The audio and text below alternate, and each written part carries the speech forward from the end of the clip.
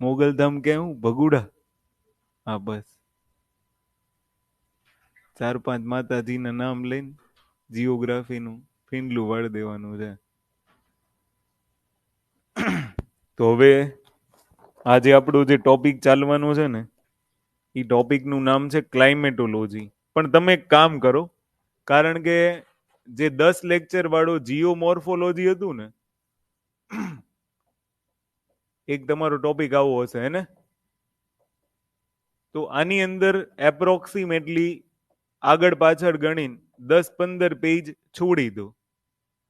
કારણ કે કદાચ 10 લેક્ચર જોયા નથી મેં. હું જોઈ લઈશ કે કોઈ ટોપિક સ્કીપ કરે, ઓલો બાકી રહી ગયો હશે ને, તો એ ટોપિકને હું ચલાવી દઈશ.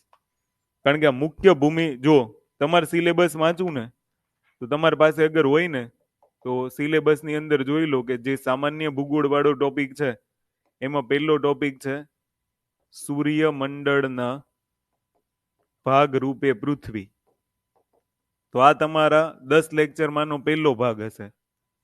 એસ્ટ્રોનોમી કરીને લેક્ચર સ્ટાર્ટ થયા હશે. 4 લેક્ચર છે મારા ખ્યાલથી. તમને ટોટલ 15 લેક્ચર હશે ને રેકોર્ડિંગમાં, બરોબર? પછી એના પછી લખ્યું છે ને પૃથ્વીની ગતિ, સમય અને ઋતુની વિભાવના. આવું એમાં કઈ હતું? એવું હતું? દિવસ રાત થાય ને એવું બાકી હશે ને, કે હતું? હતું ને. તો આ બીજો ટોપિક એ માની લો કે પૃથ્વીની ગતિ, સમય અને ઋતુની વિભાવના. ઓકે, તો આ બી કવર થઈ ગયું. થર્ડ ટોપિક જે છે ને, એ પૃથ્વીની આંતરિક સંરચના. આ તો થઈ ગયું છે, આ મને યાદ છે. આંતરિક સંરચના આ ટોપિક મને ખબર છે ત્યાં સુધી આ થઈ ગયો છે, બરોબર? ત્યાર પછી મુખ્ય ભૂમિ સ્વરૂપો અને તેની લાક્ષણિકતા. 4th નંબરનો જે ટોપિક છે ને, જીઓમોર્ફોલોજી વાળો, એમાં મને ડાઉટ હતો કે મુખ્ય ભૂમિ સ્વરૂપો અને તેની લાક્ષણિકતાઓ. આમાં કેવું છે ખબર, 11 લેક્ચર મેં લીધા છે ભૂમિ સ્વરૂપોની અંદર, પણ અમુક પાર્ટ્સ બાકી છે. તો એ મારે જોવા પડશે કયા બાકી છે. એટલે આપણે એને 2-3 લેક્ચર અરેન્જ કરશું ને, તો એ તમારે આકૃતિઓ ડ્રોઈંગ. તમે જો આમાં બીજું એવું કર્યું છે કે એમાં આકૃતિ મેં જોઈ નહીં તાર નોટ્સમાં છે? નો હોય ને. પૃથ્વીની આંતરિક સંરચનામાં ને એમાં કોણ કઈ થિયરી હોય? નો હોય. આકૃતિ હોય જ. જીઓગ્રાફી આકૃતિ વગર રેડી જ નહીં કરતા. ફસાઈ જાઓ. વાંચવાથી સમજ નહીં પડે.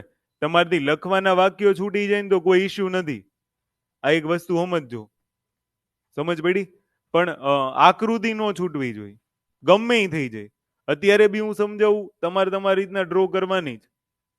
એમાં માન લો કે પૃથ્વીની આંતરિક સંરચના કોઈ દિવસ વાંચીને યાદ ના રખાય. આખી આકૃતિ બેઝ યાદ રખાય. હા, આગળનામાં પૃથ્વીની ગતિની વિભાવના, આ તે જ્વાળામુખી, પછી ગેડ પર્વતો, આ બધું આકૃતિ સિવાય સમજવાનું જ નહીં. આખું જીઓગ્રાફી છે ને, એ આકૃતિ બેઝ યાદ રાખવાનું છે. આકૃતિ વગર તમારું કશું નહીં થાય, ઉદ્ધાર જ નહીં થાય. સમજણ પડી? એટલે ગમે એમ કરીને તમારે શું યાદ રાખવાનું છે કે આકૃતિઓ ડ્રો કરવાની. જેટલી મેં તમને કેટલી વાર કીધું કે જીઓગ્રાફી એક એવો સબ્જેક્ટ છે કે એમાં કલર સ્કેચ પેન, આ તે બધું જ યુઝ કરવા. સિંગલ ટાઈમ હોય. વન ટાઈમ અગર તમે મહેનત કરી લીધી ને, તો આમાં બહુ તકલીફ નહીં થાય. હું તમને બતાવું. જો કે મારી પાસે જે નોટ્સ આખી જે ડ્રોઈંગ કરેલી હશે ને, બરોબર, કોઈ પણ મતલબ આ કેવું છે કે આકૃતિ વગર તમને યાદ જ નહીં રહી. કોઈ બી વસ્તુ હોય. ફોર એક્ઝામ્પલ માન લો કે આ તમને દેખાય છે બધું, મતલબ આખી આખી આકૃતિઓ જ હશે. જ્યાં જ્યાં મને એવું લાગ્યું હોય ને, માન લો હું તમને કહેતો હતો ને અપલિફ્ટમેન્ટ ને એ બધું, તો આમાં કેવું હોય ખબર, આમાં આને જોવું ના પડે. આખું છેલ્લે કેવું થાય, હજુ એક એક બધા જ. અને તમને આવું દોરતો હોઈશ ને ત્યારે તમે લોકો બેઠા હશો, કદી ઇમેજ જોતા હશો, તમે બેઠા હશો. એવું નહીં કરવાનું. જીઓગ્રાફીનું 5 મિનિટમાં રિવિઝન થઈ જાય. આ જો આ ટેન્સિયલ ફોર્સ છે, બરોબર? મતલબ એક કે એક બાબત ડ્રોઈંગ કરવાની. જો એ મહેનત નહીં કરો ને તો પતી ગયું. હવે ફોર એક્ઝામ્પલ માની લો કે તમને અપસારી પ્લેટ સંચલન ને એવું બધું ચલાવ્યું હતું? પછી એની અંદર ટેબલ ને એવું તેવું આવ્યું હશે? તો જો પેલા તો આ રૂપાંતરિત ચક્ર દેખાણું છે, કલર યુઝ કર્યા છે. પછી ફોર એક્ઝામ્પલ માની લો કે આ અપસારી પ્લેટ સંચલન વાળામાંથી એન્ડીસ પર્વત ક્યાં બન્યો, રોકીસ પર્વત ક્યાં બન્યો, દેખાય છે? આખું જીઓગ્રાફી જે મેં પહેલી વાર જ્યારે ફર્સ્ટ ટાઈમ રેડી કર્યું છે ને યુપીએસસી માટે, એક એક ફિગર ડ્રો કરી છે. આનથી આખી સમજ આવી જાય. લખવાનું તો સહી જ, પણ આનથી આખી સમજ આવી જાય. ફોર એક્ઝામ્પલ કોઈ બી આકૃતિ, બધામાં કલરિંગ આકૃતિ, આમાં છે ને ભરપૂર યુઝ કરવાનું. જોઈ લો ને તમે, સ્કેચ પેન બેચ પેન બાજુમાં રાખો, જેટલું યુઝ થાય ને એટલું કરવાનું. અને આના પેજીસ થોડા હાર્ડ રાખવાના જીઓગ્રાફીની નોટ્સના. નહીતર શું થશે ખબર? કે બધું મિક્સઅપ થઈ જશે. ક્યાં ભેગું થશે ને ખબર જ નહીં પડે. જો આ માની લો કે તમે પર્વત નિર્માણની પ્રક્રિયા દોરી જ નહીં હોય. આખું કેવું છે ખબર? કે સિમ્પલી દરેકમાં આકૃતિ દોરવાની. હું તમને એક રીઝન કહું, ચાહે તમને આમાંથી મેઇન્સનો ક્વેશ્ચન બી પૂછશે ને તો બી તમને આકૃતિ જ કામ આવશે. અને કોન્સેપ્ટ બેઝ આખો જીઓગ્રાફી છે એટલે પ્રિલિમ્સમાં તો ભરપૂર કામ આવશે. એટલે આકૃતિ નહીં દોરો ને એક એક બાબતમાં તો મેળ જ નહીં આવે. સમજણ પડી તમને? એટલે એક એક વસ્તુની આકૃતિ તમારે દોરીને રાખવાની છે, નકર ભેગું નહીં થાય. સમજો આખી વાત? તો પેલી વસ્તુ તમારી ધ્યાન રાખવાની કે આખી નોટ્સમાં કલર પેન યુઝ કરો કે ગમે યુઝ કરો, મૂળ તમારે કોન્સેપ્ટ શીખવાના છે. મેક્સ ટુ મેક્સ આપણા ક્વેશ્ચન આન્સર એટેમ્પ થવા જોઈએ જીઓગ્રાફીને લઈને. પછી એમાં ગાફલાઈ ન થઈ જાય. બીજું કેવું, એક આમાં આંકડાઓની માયાજાળ હશે. તો હું મારી રીતના સચોટતા લાવવાની ટ્રાય તો કરીશ. એની માટે આ એક બુકના આપણે આંકડાઓ ફોલો કરી લઈશું, ડિજિટ. કારણ કે જનરલી આના બેઝ તમારો જવાબ આવી જાય છે. જીપીએસસી ની કોઈ બી એક્ઝામ હોય ને એમાં તો લખાવામાં ને બોલવામાં થોડું કામ તેમ થઈ શકે. સમજ પડી? એટલે એને તમે જોઈ લેજો. કારણ કે ગ્રંથ નિર્માણમાં કેવું છે કે બધા જ આંકડાઓ ડિફરન્ટ છે. અને સારા સારા ઇંગ્લિશ સોર્સ છે ને એના બધા આંકડાઓ ડિફરન્ટ છે. તો અહીંયા સુધીના ટોપિકમાં જીઓમોર્ફોલોજી અને આ જે ટોપિક હતો એ એસ્ટ્રોનોમી હતું. એટલે તમારામાં એસ્ટ્રોનોમી લેક્ચર 1 2 3 4 લખ્યું હશે અને આમાં જીઓમોર્ફોલોજી લેક્ચર 1 2 3 4 એમ 11th લેક્ચર હશે. તો એના 2-3 લેક્ચર હજી આવશે. મેં તમને કીધું ને અમુક ઘટનાઓ બાકી રહી ગઈ છે, તો હું વેરીફાઈ કરીને જેટલી બાકી હશે નહીં. આજે એક છે ને ફિઝિકલ જીઓગ્રાફીનો નવો ટોપિક સ્ટાર્ટ કરશું, ક્લાઇમેટોલોજી. હેડિંગ આપવું હોય તો આપી દેજો, ક્લાઇમેટોલોજી. એની અંદર આપણે શું શું ભણવાના છીએ? તો વાતાવરણની સંરચના અને સંગઠન. શબ્દો યાદ રાખી લેજો, વાતાવરણની સંરચના અને સંગઠન. બીજો એક ટોપિક છે આબોહવાના તત્વો અને પરિબળો. સિલેબસ જ ખબર ન હોય ને આડે ધડી કે હું વાંચ્યું કે જીઓગ્રાફી વાંચ્યું, એમ ન હોય. વાયુ સમુચ્ચય, વાતાગ્રહ, વાતાવરણીય વિક્ષોભ, વાતાવરણીય વિક્ષોભ અને આબોહવાકીય બદલાવ.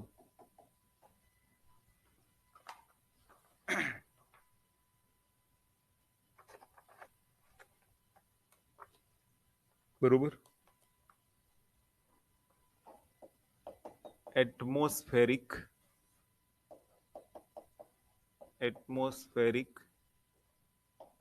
સ્ટ્રક્ચર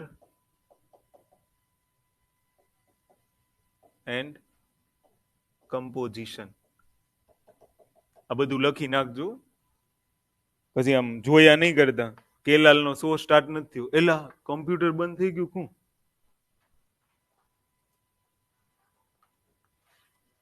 હે? લોચા માર દીધા.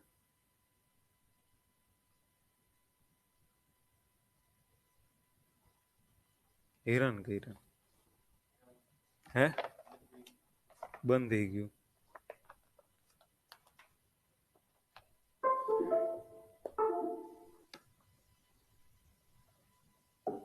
હું કરવાનું ખેલ કર નાખ્યો.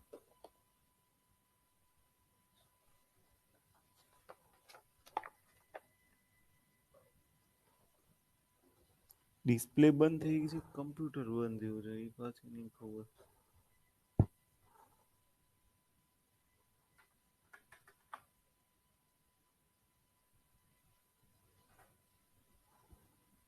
એટલે આને આમાં જ કરવાનું હતું જીઓગ્રાફીમાં.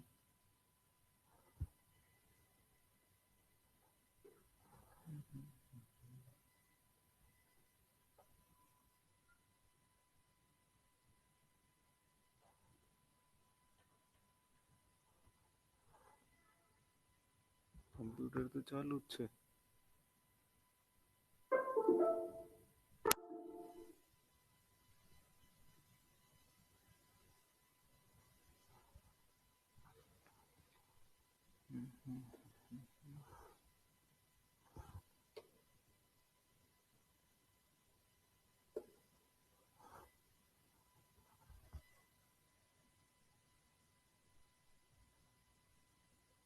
અચ્છા, લેક્ચર ચાલુ છે કે વચ્ચે બંધ થયો તમારે? કન્ટિન્યુ ચાલુ છે કે મારે રિપીટ રેકોર્ડિંગ કરવું પડશે? જોવો તો ચાલુ જ છે ને? ઓકે. તો ક્લાઇમેટોલોજીમાં આપણે કેટલા ટોપિક ભણવાના છીએ એની ઉપર. ઓકે. સેકન્ડ થિંગ, આની મતલબ આમાં છે ને શબ્દો જોવા પડશે. તો પહેલો ટોપિક શેના રિગાર્ડિંગ છે? એટમોસ્ફેરિક સ્ટ્રક્ચર અને એનું કમ્પોઝિશન. પછી લખ્યું છે કે એલિમેન્ટ્સ ઓફ, એવું છે ને? અચ્છા, એલિમેન્ટ્સ ને ફેક્ટર છે એમ ને? Okay. Elements and factors of climate. એક શબ્દ વાપર્યો છે આબોહવા માટે, ક્લાઇમેટ. સમજ પડી? તો આ યાદ રાખજો, હમણાં આપણે આ બધું શીખીશું. પછી ત્યાર પછી છે વાયુ સમુચ્ચય, એટલે અહીંયા એર માસીસ, અને વાતાગ્રહ એને આપણે કહીશું ફ્રન્ટ્સ. વાતાવરણીય વિક્ષોભ માટે એટમોસ્ફેરિક ડિસ્ટર્બન્સ. તો આ તો તમને કેવું કે હું ક્યારેક અંગ્રેજી શબ્દ બોલું તો કામ આવી જાય.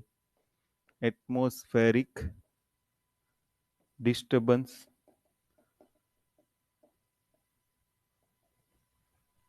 પછી આબોહવાકીય બદલાવ, એટલે એની માટે ક્લાઇમેટ ચેન્જ લખ્યું છે, શું છે? હા, આબોહવાકીય બદલાવ. તો આની માટે લખ્યું છે ક્લાઇમેટ ચેન્જ. આના પછીનો જે ટોપિક લખ્યો છે ને જીઓગ્રાફીમાં, પહેલા જ ટોપિકની અંદર લખ્યો છે એ ઓશનોગ્રાફી છે, જેની અંદર તમારે શીખવાનું આવે ocean physical, chemical and biological characteristics, hydrological disaster, marine and continental resources. આ ઓશનોગ્રાફી છે.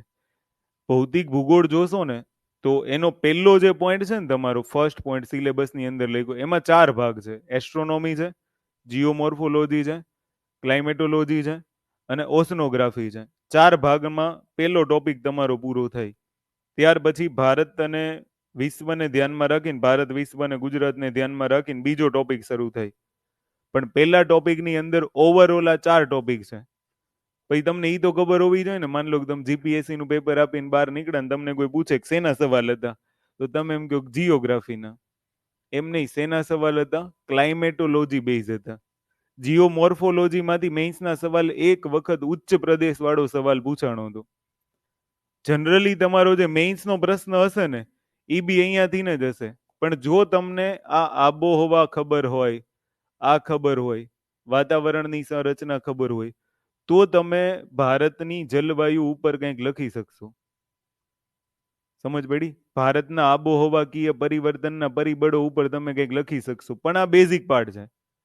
અહીંયાથી આપણે જનરલી હાલ કેવું પ્રિપેર કરવાનું છે ખબર? કોન્સેપ્ટ અને પ્રિલિમ્સ આધારિત તથ્યો યાદ રાખવાના. સમજ પડી? જે જોવો છો ને એ મેં તમને પહેલા કીધું કે મેપિંગ બેઝ અને આકૃતિ બેઝ યાદ રાખવાનું છે, કારણ કે મેક્સિમમ આપણને ઈ જ યાદ રહેશે. જીઓગ્રાફીની અંદર બીજું કઈ યાદ નહીં રહી. નોટિફિકેશન મોડો આવ્યો છે, વાંધો નહીં. અહીંયા છે ને કે વગર કામની કમેન્ટ્સ ના કરતા. ઓકે, તમારે જે કમેન્ટ કરવાની હોય ને એ પેલામાં કરી દેવાની, નકર આ કેવું બધું કમેન્ટમાં જ જશે અને ઇમ્પોર્ટન્ટ કમેન્ટ છૂટી જશે. ઈ તમે 75 ઉપર મેસેજ કરી દેજો, આમાં જેટલા નવા હોય નહીં. ઓકે, એટલે આને જોઈ લેજો. તો સૌથી પહેલું આપણે સ્ટાર્ટિંગ કરવાનું છે. પહેલા તો વાતાવરણની સંરચના ભણતા પહેલા તમને બે શબ્દ યાદ હોવા જોઈએ. એમાંનો પહેલો શબ્દ છે હવામાન, વેધર જેને આપણે કહીએ. ઓકે, અને એક શબ્દ છે આબોહવા. આબોહવાને આપણે અંગ્રેજીમાં શું કહીએ છીએ? ક્લાઇમેટ. હવે આબોહવા અને ક્લાઇમેટમાં શું, આખી જીઓગ્રાફી કેવી છે ખબર તમને? તમને છે ને ખાલી તમે ઘરમાં રહેતા હોય એની ખબર હોવી જોઈએ, બધી જ વસ્તુ. માની લો કે તમે બેસ્ટ રસોઈયા છો તો તમને આખું જીઓગ્રાફી આવડશે, કારણ કે રસોઈમાં પેલું કુકર ચાલુ કરવાનું હોય, અગ્નિ આપો એટલે કુકરમાં શું થાય? પાણીની વરાળ થાય, વરાળ થઈને સીટી વાગે, સીટી વાગે તો આપણે ઊંધા ભાગી. સમજ પડી? અને મતલબ પુરુષ ઉમેદવાર છે ને એ ઊંધો ભાગે અને સ્ત્રી ઉમેદવાર છે ને કુકર બાજુ ભાગે. જોજો ઓલો હું કામ કુકર થી દૂર ભાગે ખબર? કે જલ્દી જલ્દી સીટી વાગી, બંધ કરી દે. એનથી ગેસ નું બટન બંધ ન થાય? થાય જ. પણ એ જલ્દી કેટલી સીટી વગાડવાની છે. અને સ્ત્રીને ખબર જ હોય કે 2 સીટી થઈ ગઈ, ત્રીજી સીટી થઈ બંધ કરી દેવા, નગર ફીણિયા વળી જાય કુકર ઉપર. સમજ પડી? ભાત ઉભરાઈને બહાર આવે. આ આખી ઘટના રસોડામાં પૂરી કરી દઈશું. સમજી ગયા તમે? જે બી વાતાવરણની ઘટનાઓ છે ને એ આખી રસોડામાં પૂરી થઈ જાય. મતલબ આખું ક્લાઇમેટોલોજી તમારું કિચન પોઈન્ટ છે. સમજી ગયા? બીજું, માની લો કે આ બે શબ્દો એવા છે જે દરેક જગ્યાએ ઉપયોગમાં આવે. સમજ પડી? માની લો પહેલી વાર તમે કોઈને ફોન કરો છો અને તમે સીધું શું પૂછશો? શું પૂછશો? કે શું છે ત્યાં? કઈ નથી, બહુ તડકો પડ્યો, વરસાદ હતો આજે. સમજ પડી? બહુ ગરમી છે, બસ ત્યાં આવું એટલી વાર છે, એસીમાં જ રહેવાનું છે. સમજ પડે? મતલબ એક સોંગ હતું, તમને ખબર હોય તો. આબોહવા અને હવામાન વચ્ચે શું ડિફરન્સ છે ખબર? ઈ સોંગ યાદ કરો ને તોય તમને બે વચ્ચે ડિફરન્ટ યાદ રહી જાય. એક સોંગ હતું, મને કડી ભૂલે ગઈ. હે ના ના, બહુ જૂના જમાનું, 90s નું સોંગ છે. મોસમ કી તરહ તુમ ભી બદલ ના જાઓગે, વોટ એવર, એવું કંઈક છે. સમજ પડી? એ એમ કહે છે કે તમે મોસમની જેમ બદલાઈ તો નહીં જાવ ને એમ. માની લો પહેલી જ વારમાં આપણે એને હાલચાલમાં શું પૂછે, કેવું છે, એટલે તરત એમ કે નહીં નહીં આજ વરસાદ આવે એવું હતું પણ હતો નહીં. ઇન્સ્ટન્ટ તમને જવાબ આપશે ત્યાંથી. આજે બહુ તડકો હતો, આજ તો ખબર નહીં સવારમાં એટલી ઠંડી પડી કે રામ જાણે. 2-3 મહિના તો હવે નાવાનું બંધ. સમજ પડી? એટલે એ જે ડેઈલી બેઝિસ ઉપર તમને જે ઇન્ડિકેશન આપે છે ને કે ગરમી હતી, ઠંડી હતી, આના આધારે જ માન લો પહેરવેશ નક્કી થાય. સમજ પડી? સાઉથ સાઈડ તમે જશો ને તો એ ઊનના કપડા પહેરીને આટા ન મારે. ત્યાં શાહરુખ ખાન નો લુંગી ડાન્સ બહુ થઈ ગયો. સમજ પડી? અને તમે નોર્થ સાઈડ ઉપર અગર જાઓ છો તો ત્યાં ઊનના કપડા ને એવા વધારે પહેરશે. કેમ? કારણ કે ત્યાં ઠંડી આબોહવા છે. આબોહવા છે કે ઠંડુ હવામાન છે? આબોહવા છે. અને નીચેની સાઈડ જાવ તો ન્યાય આબોહવા છે. ને ગરમ આબોહવા છે, ગરમ હવામાન છે. ત્યાંની જે ફિઝિકલ સંરચના છે ને એના આધારે જે તમે બોલો છો ને, તમે આબોહવા ઉપર શું કામ ટકી રહ્યા ખબર? કારણ કે જ્યારે હું એવું બોલ્યો ને કે તમે ઉત્તર તરફ જાઓ એટલે ઉત્તર ભારતમાં તમારી સામે એક સંરચના ધ્યાનમાં આવે છે. શું? એટલે હિમાલય હવે જીઓમોર્ફોલોજી એક સંરચના જ થઈ ને. તો એ હિમાલય કેવો પ્રદેશ છે? ઠંડો પ્રદેશ છે. આ એવું તો નથી કે સવારમાં હિમાલય હોય ને સાંજે ન હોય, બરફ ગોલા કરીને ખાઈ ગયા હોય, એવું તો ન હોય. એ તો અડગ જ રહેવાનો છે. એટલે એ લોંગ ટર્મ એક પ્રોસેસ થઈ ગઈ. અગર તમે માની લો કે 35 કે એનાથી વધુ વર્ષની અગર સરેરાશ ચેક કરવા જાવ ને અને એના આધારે જે તમે ડિસિઝન આપો છો ને એ બધું શું છે? આબોહવા છે. અને તમે જે ડેઈલી બેઝિસ ઉપર દર્શાવો છો ને, દાખલા તરીકે ઓલા ન્યૂઝ વાળા નથી આવી જતા દરરોજ 6 વાગે કે કાલે તાપમાન આટલું રહેશે, કે તમારા મોબાઈલની ડિસ્પ્લે ઉપર તમને દેખાતું હશે કે કાલનું તાપમાન 25 ડિગ્રી રહેશે. ઈ શેની ફોરકાસ્ટિંગ થઈ છે? Weather forecasting. ન્યૂઝ વાળા જે હોય ને એ વેધર ફોરકાસ્ટિંગ કરે. વેધર ફોરકાસ્ટિંગ માટે આપણે સંચાર ઉપગ્રહોને અવકાશની અંદર પ્રક્ષેપિત કરીએ કે દરરોજની દરરોજ હવામાનમાં શું ફેરફાર થવાનો છે એની આપણને માહિતી આપશે. જ્યારે આબોહવા છે ને એ લોંગ ટર્મ પ્રોસેસ છે. આને તમે ધ્યાનથી જોઈ લેજો. આબોહવા શું છે? એ રોજ નો બદલાય, હવામાન રોજ બદલાય. અને હવામાનમાં કેવું હોય કે હવે એ કઈ ભૌગોલિક સ્થિતિમાં છે ને એની ઉપર ડિપેન્ડ કરે. ઘણી બધી વખત એવું નથી થતું તમને એમ હોય કે શિયાળામાં લગ્ન રાખું ને આવી જાય એ દિવસે વરસાદ, ફાર્મના પૈસા માથે પડે. ઘણી બધી વખત એવી સિચ્યુએશન જોઈ હશે ને કે પછી વરરાજા નક્કી થયું હોય કે ઘોડામાં આવશે ને પછી આવે અલ્ટોમાં, કારણ કે ઘોડા ઉપર આવે પલળી જાય. તો ઈ વેધર પર ડિપેન્ડ કરે છે. એટલે લગ્નની તારીખ લેતા પહેલા વેધર જોવું પડે કે આબોહવા.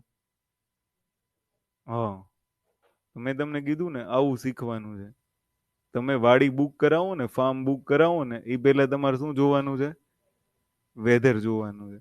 પછી તમે આબોહવા જોઈને જાવ તો મેળ નહીં પડે. સમજ પડી? તો તાપમાન, માન લો કે વેધરમાં તમે શું જોશો? વેધરમાં માન લો કે તમે શું શું જોવો? લાઈક માન લો એવું જોશો ને કે ભાઈ તાપમાન કેટલું છે. માન લો કે તમે અગર ઉનાળામાં લગ્ન કરવા જાવ છો તો ફાર્મ ક્યારે બુક કરાવશો? સવારે કે સાંજે? હે? સવારે 6 વાગ્યામાં પૈણી જાય તું. ગજબ. ઉનાળામાં ક્યારે કરે? કેમ? હા, ડિસાઈડ તમે શું કરશો? ડેઈલી બેઝિસ પર.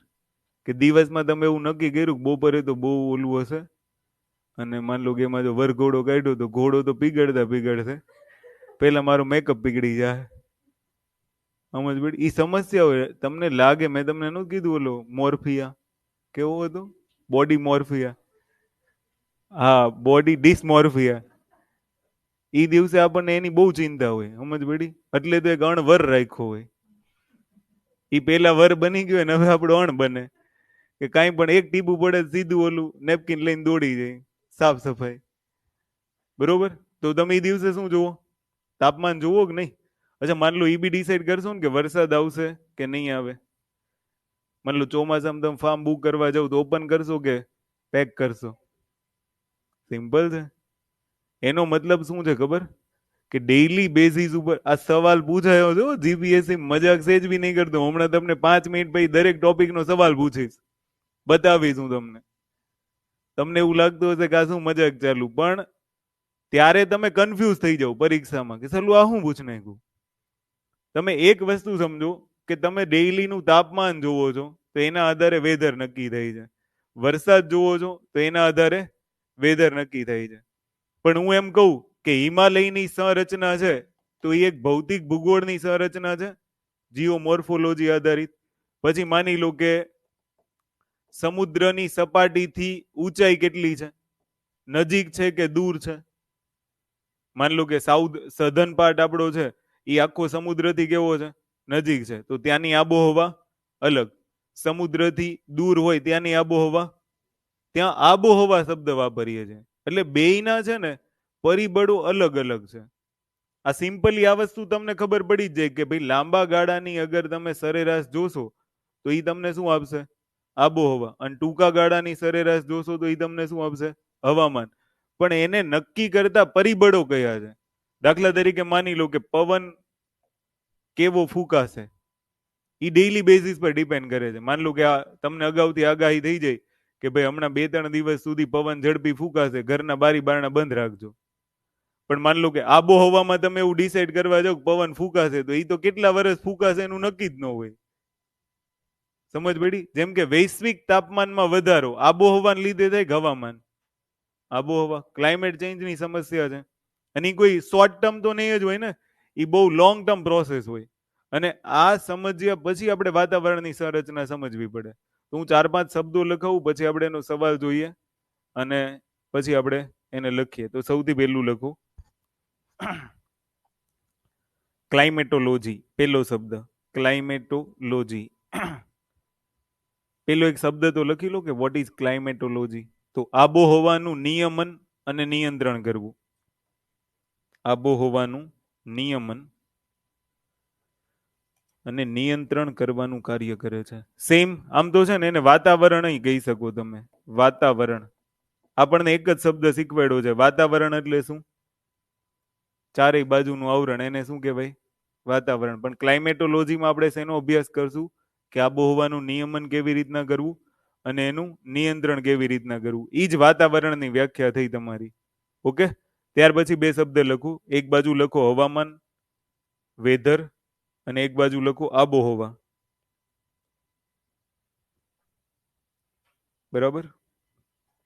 તેમાં પહેલો શબ્દ લખો વાતાવરણની ટૂંકા ગાળાની માહિતી. વાતાવરણની ટૂંકા ગાળાની માહિતી. તેને હવામાન કહે છે. અને વાતાવરણની સરેરાશ 35 કે તેથી વધારે વર્ષોની માહિતી કાં તો પરિસ્થિતિ, તેને આબોહવા કહે છે.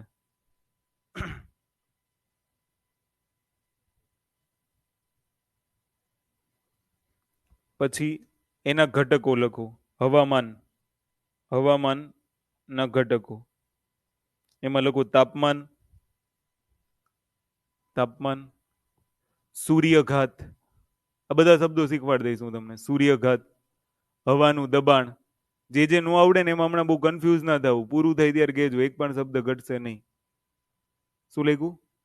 સૂર્યઘાત, તાપમાન, હવાનું દબાણ, પવન, ભેજ, વરસાદ. આ બધા કોને ઇન્ડિકેટ કરે છે? હવામાનને ઇન્ડિકેટ કરે. આબોહવાને ઇન્ડિકેટ કરતા લખો અક્ષાંશ. સમુદ્રના પ્રવાહો. સમુદ્રથી અંતર અને ઊંચાઈ. સમુદ્રથી અંતર અને ઊંચાઈ. પર્વતોના ઢોળાવની દિશા. જમીનનો પ્રકાર. જંગલોનું પ્રમાણ. આ બધું કોને ડિસાઈડ કરશે? આબોહવાને.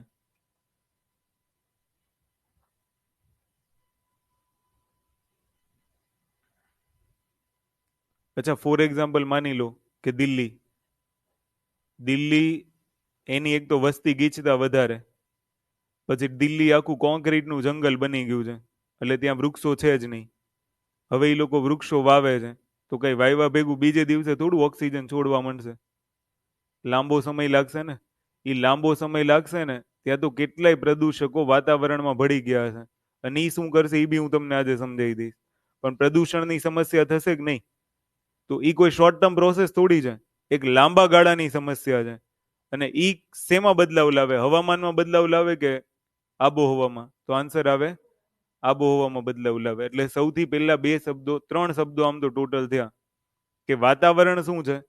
તો વાતાવરણને આપણે એવી રીતના યાદ રાખવાનું કે આબોહવાનું નિયમન અને નિયંત્રણ કરે એની વાતાવરણ છે. અને વાતાવરણને જો સમજવું હોય તો એના આધારે બે પરિસ્થિતિને સમજવી બહુ જરૂરી છે. એ બે પરિસ્થિતિ કઈ છે? હવામાન અને આબોહવા. અગર વાતાવરણની ટૂંકા ગાળાની પરિસ્થિતિને તમે સમજો છો તો એ હવામાન છે. અને વાતાવરણની લાંબા ગાળાની પરિસ્થિતિને સમજો તો એ આબોહવા છે. ટૂંકા ગાળા માટે ડેઇલી બેઝિસ પર એનું તાપમાન કેટલું છે, દબાણ કેટલું છે, પવનની ગતિ કેવી છે, આ બધા ફેક્ટર્સ કામ કરશે. અને લાંબા ગાળા માટે એ કયા અક્ષાંશ પર છે, ત્યાં જમીનનો પ્રકાર કેવો છે, જંગલોનું પ્રમાણ કેવું છે, સમુદ્રથી ઊંચાઈ પર છે, સમુદ્રથી કેટલી દૂરી પર છે, આ બધું ડિસાઈડ કરશે. તો બેયના ફેક્ટર્સ અલગ અલગ છે. અને આને ધ્યાનમાં રાખીને જીપીએસસી એક ક્વેશ્ચન પૂછ્યો છે. એ હું તમને બતાવી દઉં કે સિમ્પલ ક્વેશ્ચન એક હતું. એક તો પહેલા આનો જવાબ આપો કે હવામાન અને આબોહવાથી કઈ રીતના અલગ પડે છે. ખરો વિકલ્પ ઓળખો.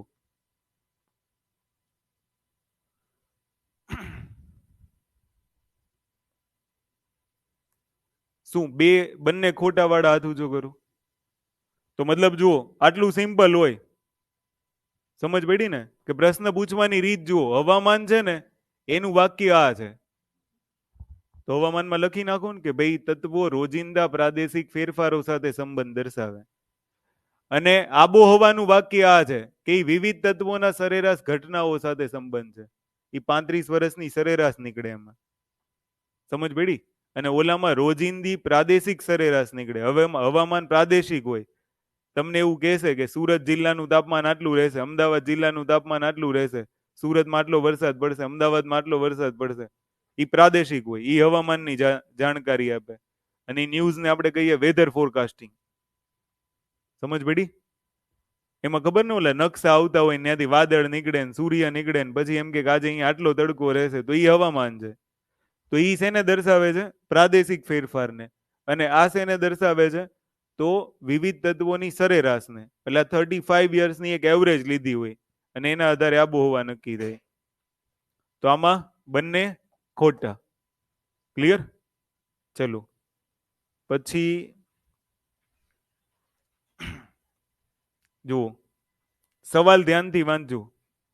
હવામાન નક્કી કરવાના પરિબળો કયા છે? હવામાન નક્કી કરવાના પરિબળો કયા છે?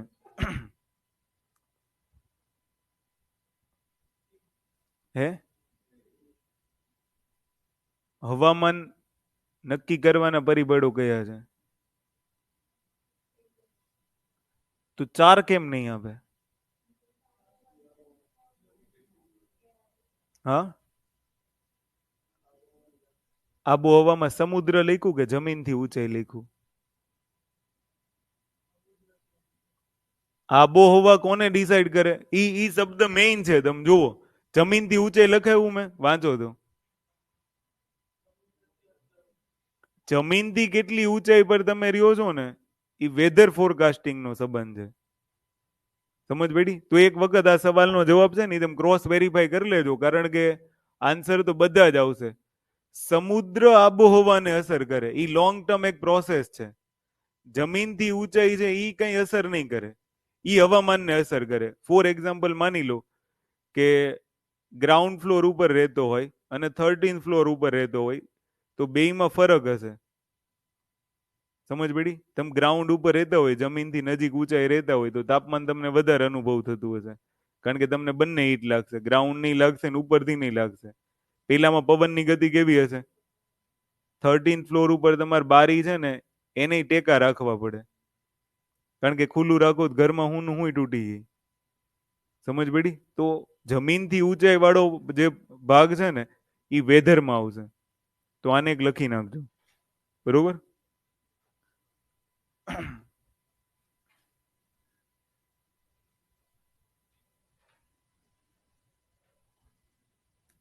એટલે જે હવામાન ને આબોહવા છે ને એ તમારો ખોરાક નક્કી કરે. મતલબ આ જે બે ફેક્ટર એવા છે ને કે જે બધી જ બાબતો નક્કી કરશે. તો આનો આન્સર મળી ગયો 4 એ 4. તાપમાન તો આવશે જ, ભેજે આવશે, વરસાદની ટૂંકા ગાળાની સરેરાશી આવે, ટૂંકો ગાળો જ લખ્યો છે, તો 4 એ 4.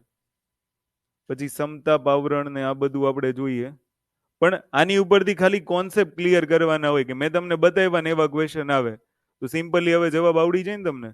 ઓકે? હવામાન ને આબોહવા છે ને, મતલબ આપણી રહેણી કહેણીથી માંડીને તમામ બાબતો આ જ નક્કી કરે. હવામાન અને આબોહવા. ફોર એક્ઝામ્પલ માની લો કે આપણને ખબર હોય કે આવતીકાલે વરસાદ આવવાનો છે, ભેગો રેનકોટ લઈને રખડતું.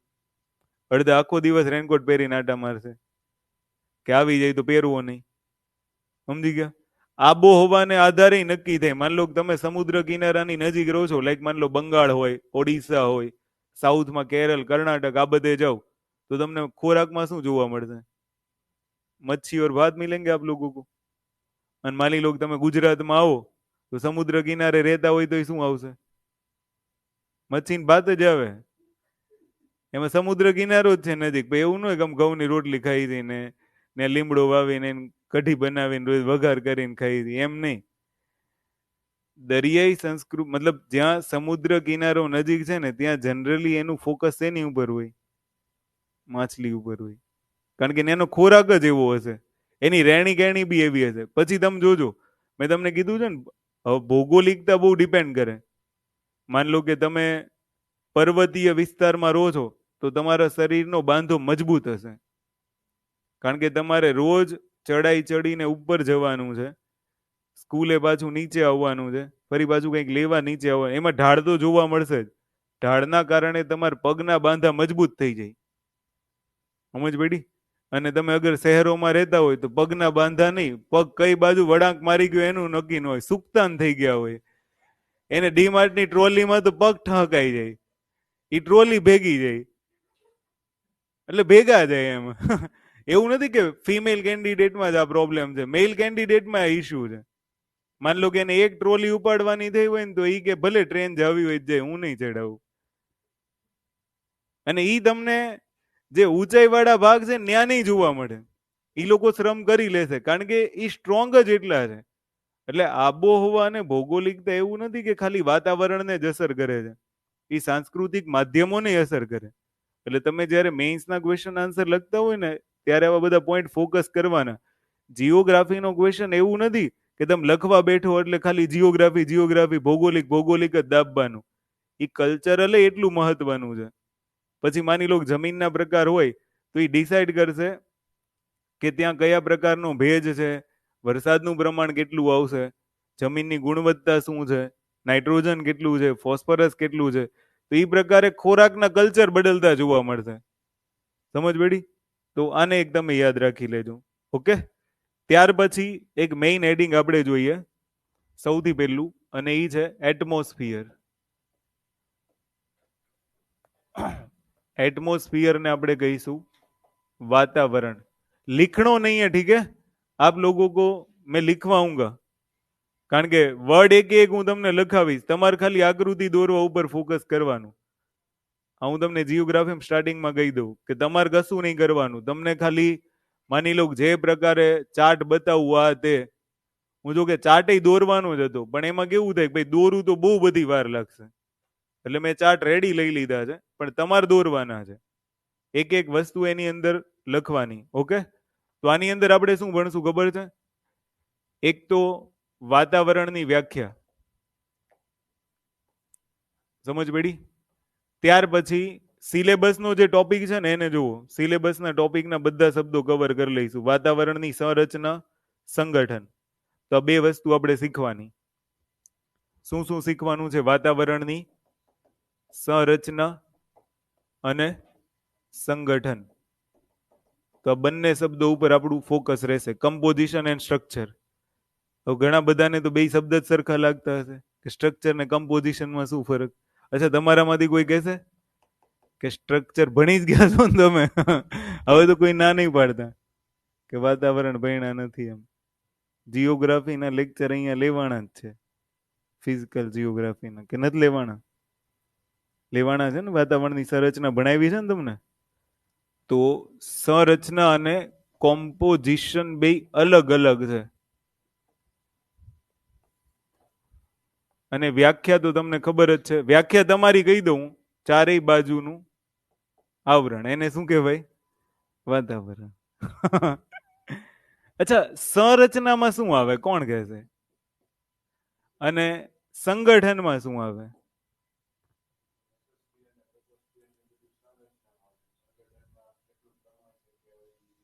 નહીં, ઈ તો સ્ટ્રક્ચર થયું. ઈ તો સ્ટ્રક્ચર થયું ને. દાખલા તરીકે માની લો તમે આવું બોલો છો ને કે ભાઈ ટ્રોપોસ્ફિયર, મેસોસ્ફિયર, થર્મોસ્ફિયર, તો આ એની સંરચના છે, એને હમણાં આપણે શીખીશું. અને સંગઠન છે ને એની અંદર હોમોસ્ફિયર અને હેટ્રોસ્ફિયર. નામ સાંભળ્યું છે તમે એવું કે નહીં? ખરેખર આ ઇમ્પોર્ટન્ટ કોન્સેપ્ટ છે બંને. નગર તમને અરોરા, તમે નામ સાંભળ્યું? અરોરા વાળો ક્વેશ્ચન એક વખત જીપીએસસી પૂછ્યો હતો. અરોરા બોરિયાલિસ અને અરોરા ઓસ્ટ્રિયાલિસ. આ તમને સમજ જ નહીં પડે કે અરોરા શું છે. એની માટે તમને સંગઠન, મતલબ એનું કમ્પોઝિશન ખબર હોવી બહુ જરૂરી છે. એટલે એક એનું સંગઠન થઈ જાય જે વાતાવરણના, મતલબ આ સંગઠનમાં કેવું હોય, હેટ્રોસ્ફિયરનો એક વિસ્તાર છે અને હોમોસ્ફિયરનો એક વિસ્તાર છે. હોમો એટલે શું? હોમ એટલે ઘર, અને તમે ઘરમાં બધા રહેતા હોય એ ખરખા જ હોય. કે એમાં કઈ અલગાવ જોવા મળે? બધા હોય તો બ્લડ રિલેશન વાળા જ ને, કે બીજું કોઈ હોય અંદર? બહારથી લાવવો એ બ્લડ રિલેશન વાળું જ ગણાય. સમજ્યા? પછી એમ કેતા નહીં અમારા ઘરમાં બે બહારના રહે છે, પણ એક જ ઘરમાં રહે છે. અચ્છા, માન લો કે બહારનું કદાચ ઘરમાં આવે ને તો એને વિચારો બદલી જાય કે ન બદલી જાય? માન લો હું પ્યોર વૈષ્ણવ લાવ્યો હોય ને તો એ દાબવા જ માંડે, કારણ કે મારા ઘરમાં બધા દાબતા હોય. પછી એવું ન હોય કે ભાઈ ઈ કાંદા લસણ ત્યાં નથી ખાધી તો પછી અહીં આવીને ઈ ન ખાય, એવું ન હોય. ઈ એનું સ્ટ્રક્ચર, મતલબ એનું સંગઠન બદલી જાય, કમ્પોઝિશન ચેન્જ થઈ જાય. સમજણ પડી? આવું જ જોયું જશે ને તમે? એવું જ હોય હોમોસ્ફિયરમાં, સેમ એવું હોય. અગર કોઈ કોઈના હોમમાં ઘૂસી જાય ને તો એના જેમ રિએક્ટ કરવા માંડે. હોમોસ્ફિયર કેવું છે કે તમે જે પેલા 3 આવરણ જોવો છો ને, એ 3 આવરણની અંદર તમે ગમે ત્યાંથી મુઠ્ઠી ભર લો હવાની. મુઠ્ઠી તો નહીં ભરે, આ તો કહું છું, કોથળી ભરી લેજો. સમજ પડી? આમ કોથળી લઈને આમ કરવાનું, અને એક જ હરકી કોથળી કરવાની. તમે પાકિસ્તાનમાંથી એકવાર કોથળી આમ કરી લો, અફઘાનિસ્તાનમાં જ કરી લો, ભારત, નેપાળ, ભૂટાન, જ્યાં જાઓ ને ત્યાં કોથળી આમ કરીને રીલ બનાવી લેવાની. બસ ઘરે આવો, કોથળી ખોલો અને એને માપો કે ભાઈ આમાં નાઇટ્રોજન કેટલું છે. જે એવરેજ પ્રમાણે તમે ચેક કરશો ને, એ એવરેજ પ્રમાણે 78% જ નાઇટ્રોજન નીકળે. દાખલા તરીકે 1 કિલોગ્રામ તમે સેમ્પલ લીધું, હવાનું 1 કિલો સેમ્પલ લીધું ગમે ત્યાંથી એમ, અને જો નાઇટ્રોજનનું પ્રમાણ 78% જ નીકળતું હોય તો એ આખો વિસ્તાર કેવો કહેવાય? હોમોસ્ફિયર કહેવાય. 21% જ ઓક્સિજન નીકળે. સમજ પડી? 99%માં તો બધું પૂરું થઈ ગયું, બાકી બધા વૈદા પરચુરણ જવા દેવાનું. કારણ કે આપણે આમે પરચુરણ ઉપર ફોકસ થોડા કરીએ. પર્સમાં એ ક્યાં રાખીએ ખબર? બટન વાળું ખાનું હોય ને એમાં કે આ ક્યાંય પડી ન જાય. એનું મહત્વ ક્યારે આવે ખબર? તમારી પાસે કોઈક રૂપિયો છૂટો માંગે ને ત્યારે, કે માન લો કે તમારે કોઈ આવ્યું ને ગાડી આમ ઠપકારી કે સાહેબ આપો ને કંઈક, તો તમે એ ખાનું ખોલો. અધરવાઇઝ તમને ખબર ન હોય કે એમાં કેટલા પડ્યા છે.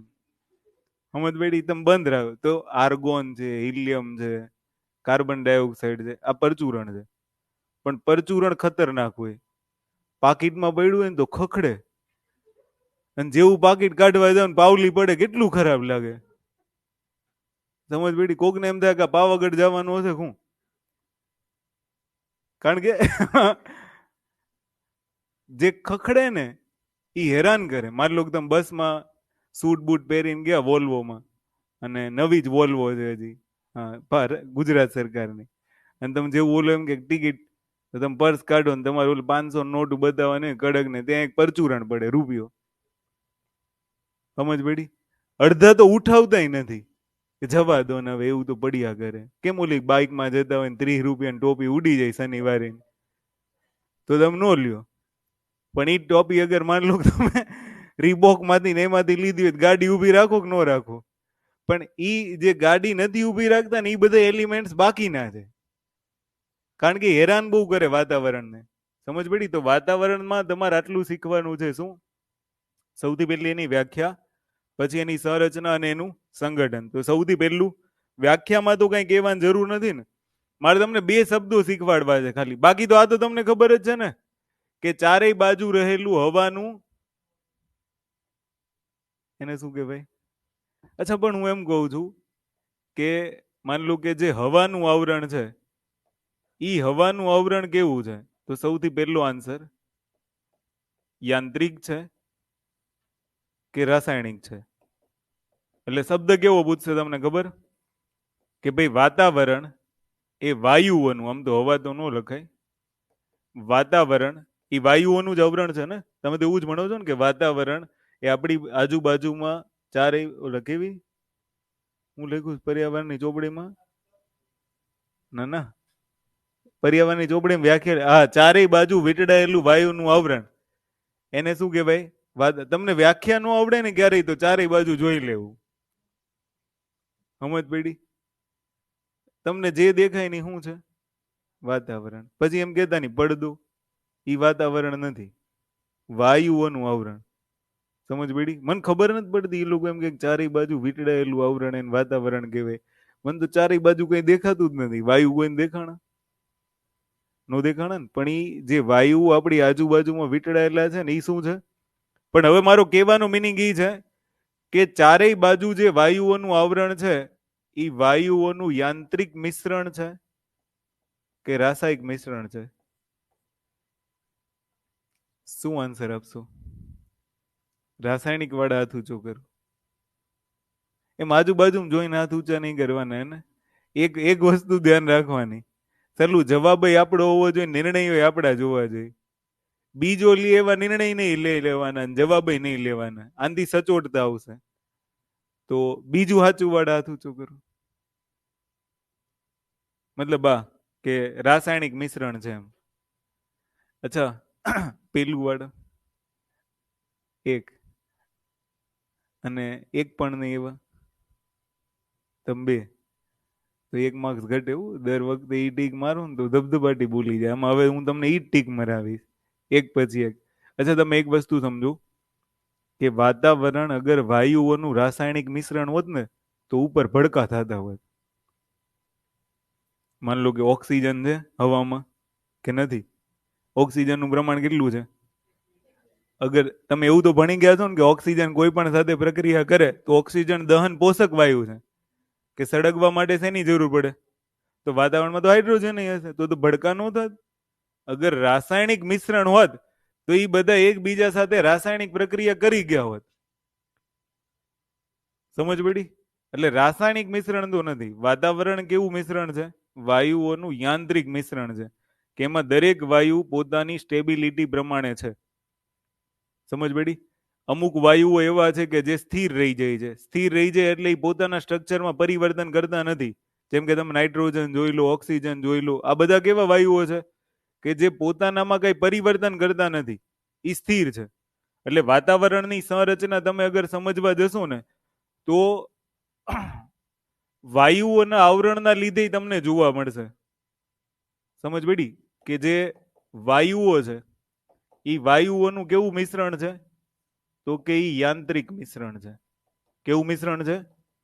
અને હવે યાંત્રિક મિશ્રણની અંદર તમે જોશો ને તો યાંત્રિક મિશ્રણમાં અમુક વાયુઓ કેવા છે? સ્થિર છે. સ્થિર કાં તો સ્થાયી કહી શકાય એને. અમુક વાયુઓ જે છે એ પરિવર્તનશીલ છે. જેમ કે તમે કાર્બન ડાયોક્સાઇડ લઈ લો તો એ વાયુ કેવો થઈ જાય? પરિવર્તનશીલ થઈ જાય. અને અમુક જે વાયુઓ છે ને એ કેવા છે? નિષ્ક્રિય છે. જેમ કે તમે સાંભળ્યું હશે ને કે હિલિયમ કેવો વાયુ? જો તમે ધ્યાનથી સાંભળી લેજો, helium, neon, argon, xenon, radon, આ બધા કેવા વાયુઓ છે? આ તમને ઘણી બધી વખત બેઝિક સાયન્સમાં એમસીક્યુમાં પૂછાય. શું કામ નિષ્ક્રિય છે? આની સંરચના જુઓ તો પરમાણુ ક્રમાંક 2 છે, એટલે ઇલેક્ટ્રોન કેટલા હોવાના? પહેલી કક્ષામાં 2 ઇલેક્ટ્રોન આવે, હવે એ રિએક્શન ન કરી શકે. નિયોન જોશો ને તો 10, તો 2 અને તો આમાં 2 અને 8, 2 કક્ષા પૂરી. એટલે એ પણ કેવો હોય? નિષ્ક્રિય, રિએક્શન જ નહીં આપે. એટલે આ બધા કેવા વાયુઓ છે? તો વાતાવરણમાં તમને આ પ્રકારનું સ્ટ્રક્ચર જોવા મળશે. સોરી, નિષ્ક્રિય વાયુઓનું સ્ટ્રક્ચર જોવા મળશે. અમુક વાયુઓ કેવા હોય? પરિવર્તનશીલ. આમાંથી બી પરિવર્તનશીલ હોય. અને અમુક વાયુઓ એની અંદર કેવા હશે? તો અહીંયાથી પ્રિલિમનો ક્વેશ્ચન બને. તો પેલા થોડાક વાક્યો લખો. વાતાવરણ, પેલું હેડિંગ વાતાવરણ, અને એમાં લખો કે વાતાવરણ એ વાયુઓનું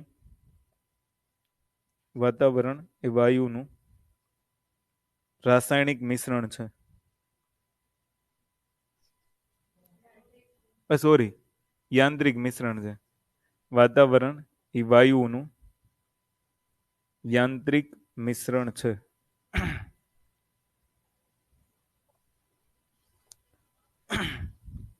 લખ્યું પેલું વાક્ય? પછી આ લખી નાખું, composition of atmosphere. Composition of atmosphere, જે કયો ભાગ આપણે જોતા હતા હમણાં?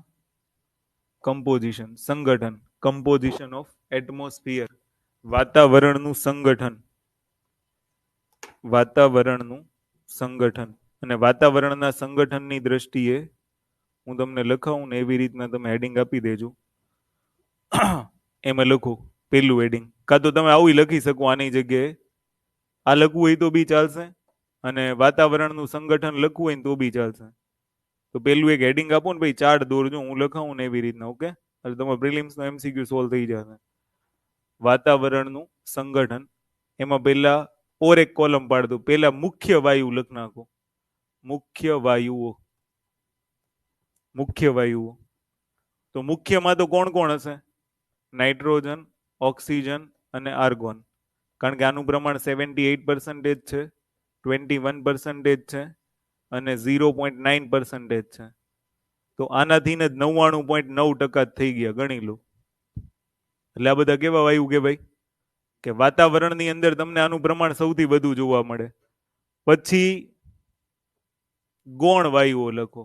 સ્થિર અસ્થિર આપણે હમણાં સંગઠન જોઈશું ને એમાં જોઈ લઈશું. ગૌણ વાયુઓ, ગૌણમાં તમે લખી શકો છો હાઇડ્રોજન, કાર્બન ડાયોક્સાઇડ અને હિલિયમ. હાઇડ્રોજન, કાર્બન ડાયોક્સાઇડ અને હિલિયમ. તો કાર્બન ડાયોક્સાઇડ પરિવર્તનશીલ કહેવાય અને એ ગૌણ કહેવાય. પછી નિષ્ક્રિયમાં આટલા લખી નાખો. નિષ્ક્રિય, ઝેનોન, રેડોન. હિલિયમ નિષ્ક્રિયમાં આવે અને ગૌણ વાયુ પણ કહેવાય. તો આને લખી નાખો.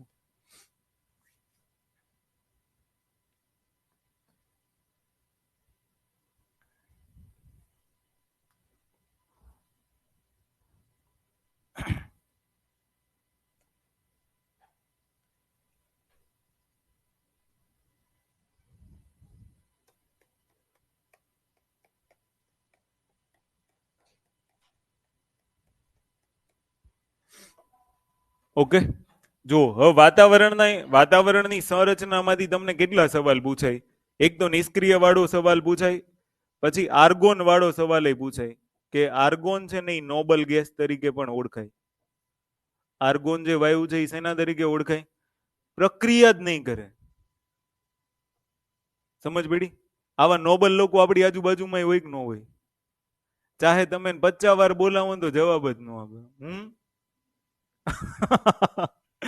5-10 વાર એમ કયો ને કે તે ગોદડું હકેલું, તે ગાડલું હકેલું, તે પથારી વાળી, ખાટલો હરકો કર્યો. તમે 50 પ્રશ્નો પૂછો ને ત્યારે એક વાર જવાબ દે. એને કેવું કે ભાઈ આર્ગોન નું એવું જ છે. એટલે કોઈને અપશબ્દો કેવા એના કરતા આર્ગોન કેવું સારું લાગે, ઈ સમજશે નહીં. અને જેને વાતાવરણની સંરચના ખબર હોય ને એ લોકો જ સમજશે. એટલે ખોટું નહીં લાગે. તમે ગમે એમ કહો ને કે ભાઈ આર્ગોન જેવું છે આ, તો સમજ પડી? તમને મજા આવી જાય કે વાહ દિલ ગાર્ડન ગાર્ડન હો ગયે, સંભળાઈ દીધું મેં. સમજ પડી? પણ સામે વાળાને ખબર નહીં પડે કે આર્ગોન એટલે શું. આર્ગોન શું છે? નોબેલ ગેસ છે. નોબેલ ગેસ કોને કહેવાય? કે કોઈની સાથે પ્રક્રિયા કરશે, નિષ્ક્રિયનો નિષ્ક્રિય જ રહેશે. જેને જે કરવું હોય કરી લઈ. અને લોકોનું આવું જીવન થઈ ગયું છે ને, એટલે આપણે યોજના લાવવી પડે છે કે રેન બસેરા, સહારા યોજના. દિલ્હીમાં એક સારી યોજના કંઈક બહાર પાડી છે કે એક્સિડન્ટ થાય તો તમે એને સપોર્ટ કરો, એમ અમે તમને કેસ નહીં કરીએ. આવી બધી યોજના શું કામ લાવવી પડે ખબર? લોકો નોબેલ થઈ ગયા. મારે શું, મારે શું લેવા દેવા કે મારા ઘર ઉપર બુલડોઝર ચાલ્યું, કે મારા ઘર ઉપર મેટ્રો ટ્રેન પડી. એ બધા કેવા નોબેલ. તો એને બધે નોબેલ પુરસ્કાર મળવા જોઈએ. એટલે આર્ગોન કેવો વાયુ છે? નોબેલ વાયુ છે. હવે તમારે જો વાતાવરણનું સંગઠન જ શીખવું હોય ને તો વાતાવરણનું જે સંગઠન છે ને એ આપણે બે પ્રકારે લઈ શકીએ. બે પ્રકારે લઈ શકો મતલબ શું? કે વાતાવરણના સંગઠનમાં એક તો તમને વાયુ જોવા મળે, જે મેં તમને લખાવ્યા. વાયુઓની અંદર મેં તમને કીધું કે વાયુઓની અંદર 3 પ્રકારના વાયુ તમને જોવા મળે. એક મુખ્ય વાયુ જોવા મળે, એક તમને ગૌણ વાયુ જોવા મળે અને એક તમને નિષ્ક્રિય વાયુ જોવા મળે. હવે આમાંય 2 પ્રકારના વાયુ હોય, એક સ્થાયી હોય અને એક પરિવર્તનશીલ. જેમ કે માન લો કાર્બન ડાયોક્સાઇડ છે ને પરિવર્તનશીલ કહેવાય. ફોર એક્ઝામ્પલ માની લો કે વરસાદ પડ્યો, તો વરસાદ સાથે માન લો કાર્બન ડાયોક્સાઇડ છે ને એ પ્રક્રિયા કરશે. સમજ પડી? અને સીધું કાર્બોનિક એસિડ બનાવીને પડી જાય. સલ્ફર ડાયોક્સાઇડ છે તો સલ્ફર ડાયોક્સાઇડ પાણી સાથે પ્રક્રિયા કરીને સલ્ફ્યુરિક એસિડ બનાવીને નીચે આવી જશે. તો એ બધા કેવા હોય? પરિવર્તનશીલ. એમ કોઈ દિવસ નાઇટ્રોજન નીચે આવ્યું? ઓક્સિજન નીચે આવ્યું, નાઇટ્રોજનને નીચે લાવવા માટે રાઇઝોબિયમ બેક્ટેરિયા જ હોય. સમજ પડી? માન લો કે આખી જે વાતાવરણની સંરચના છે ને, એ વાતાવરણની સંરચના બનવામાં બહુ લાંબી પ્રક્રિયા છે. એવું નથી કે તમારું વાતાવરણ સીધે સીધું બની ગયું છે. વાતાવરણની સંરચના બનવામાં કેવું હતું? તમને બિગ બેંગ થિયરી ખબર હશે કે જ્યારે પૃથ્વીની સંરચના થઈ તો સૌથી પહેલા કેવું હતું કે ફોર એક્ઝામ્પલ માની લો કે આ શું છે, એ આમ કરું ને તો જ સમજ પડી. પૃથ્વીમાં આપણે આવું કરીને તો જ પૃથ્વી, કારણ કે આપણે ઓલી છાપ રમતા ને કે કોઈ નથી રમ્યું એવું જોયું છે. હા, છાપમાં પૃથ્વી આવી હોય, સમજ પડી. અને આ શું છે? હા, લીટા દાણો એટલે તમને ખબર પડી જ જાય કે આ શું છે, સૂર્ય છે. અચ્છા, માની લો કે પૃથ્વી શું કામ મોટી દોરી? પૃથ્વી શું કામ મોટી દોરી? જલ્દી, પૃથ્વી શું કામ મોટી દોરી એમ કહું છું તમને, કે એનો આન્સર જ નહીં તમારી જોડે? હે? હા, નહીં, એ સહી હે. દરેક જીઓગ્રાફીની એક એક કન્ડિશનને વિચારજો કે દર વખતે તમને એમ થાય કે લોકો પૃથ્વી મોટી દોર નાખે સૂર્ય કરતા. સૂર્ય કરતા પૃથ્વી એટલે મોટી દોરી છે કે ઓબ્ઝર્વેશન ક્યાંથી થાય છે? આખું જીઓગ્રાફી પૂરું થાય ને ત્યાં સુધી એક જ શબ્દ યાદ રાખજો, નહીં તો જીઓગ્રાફી મટવાઈ જશો. છેલ્લે સુધી આપણે શું યાદ રાખવાનું છે કે ઓબ્ઝર્વેશન બધું ક્યાંથી થાય છે? એ ચાહે લેંગ્રેન્જિયન પોઈન્ટ 1 હોય, 2 હોય, 3 હોય, 4 હોય, ગમે હોય. એ ચાહે તમે પર્વત જોતા હોય, હિમાલય જોતા હોય, કે પછી કોઈ ખીણ જોતા હોય, સમુદ્ર જોતા હોય, બધું ઓબ્ઝર્વેશન ક્યાંથી છે? પૃથ્વી ઉપરથી છે. તમે એક વસ્તુ સમજો કે તમે આવું ભણી ગયા છો, પૃથ્વી પહેલા શું હતી?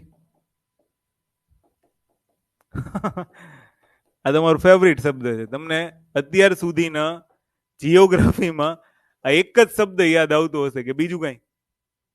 માન લો તમે નાના ધોરણમાં જે ઓલું ભૂગોળ ભણીને આવ્યા છો ને, સામાજિક ભૂગોળ, એમાંથી તમને કેટલા શબ્દો યાદ આવે? આમ યાદ કરીને બોલો તો તમે એવું સમજો કે તમે સરકારી પરીક્ષામાં આવ્યા જ નથી. કેટલા શબ્દો યાદ આવે?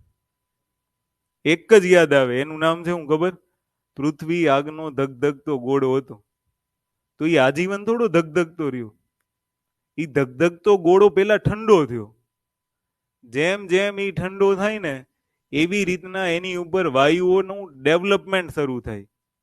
સમજ પડી? એટલે ફોર એક્ઝામ્પલ માની લો કે તમને ખબર હોય તો તમે એવું ભણતા હશો કે સૂર્યની જે નજીકના ગ્રહો છે ને, ત્યાં શેનું પ્રમાણ વધારે હોય? હાઇડ્રોજન, હિલિયમ અને કાર્બન ડાયોક્સાઇડ.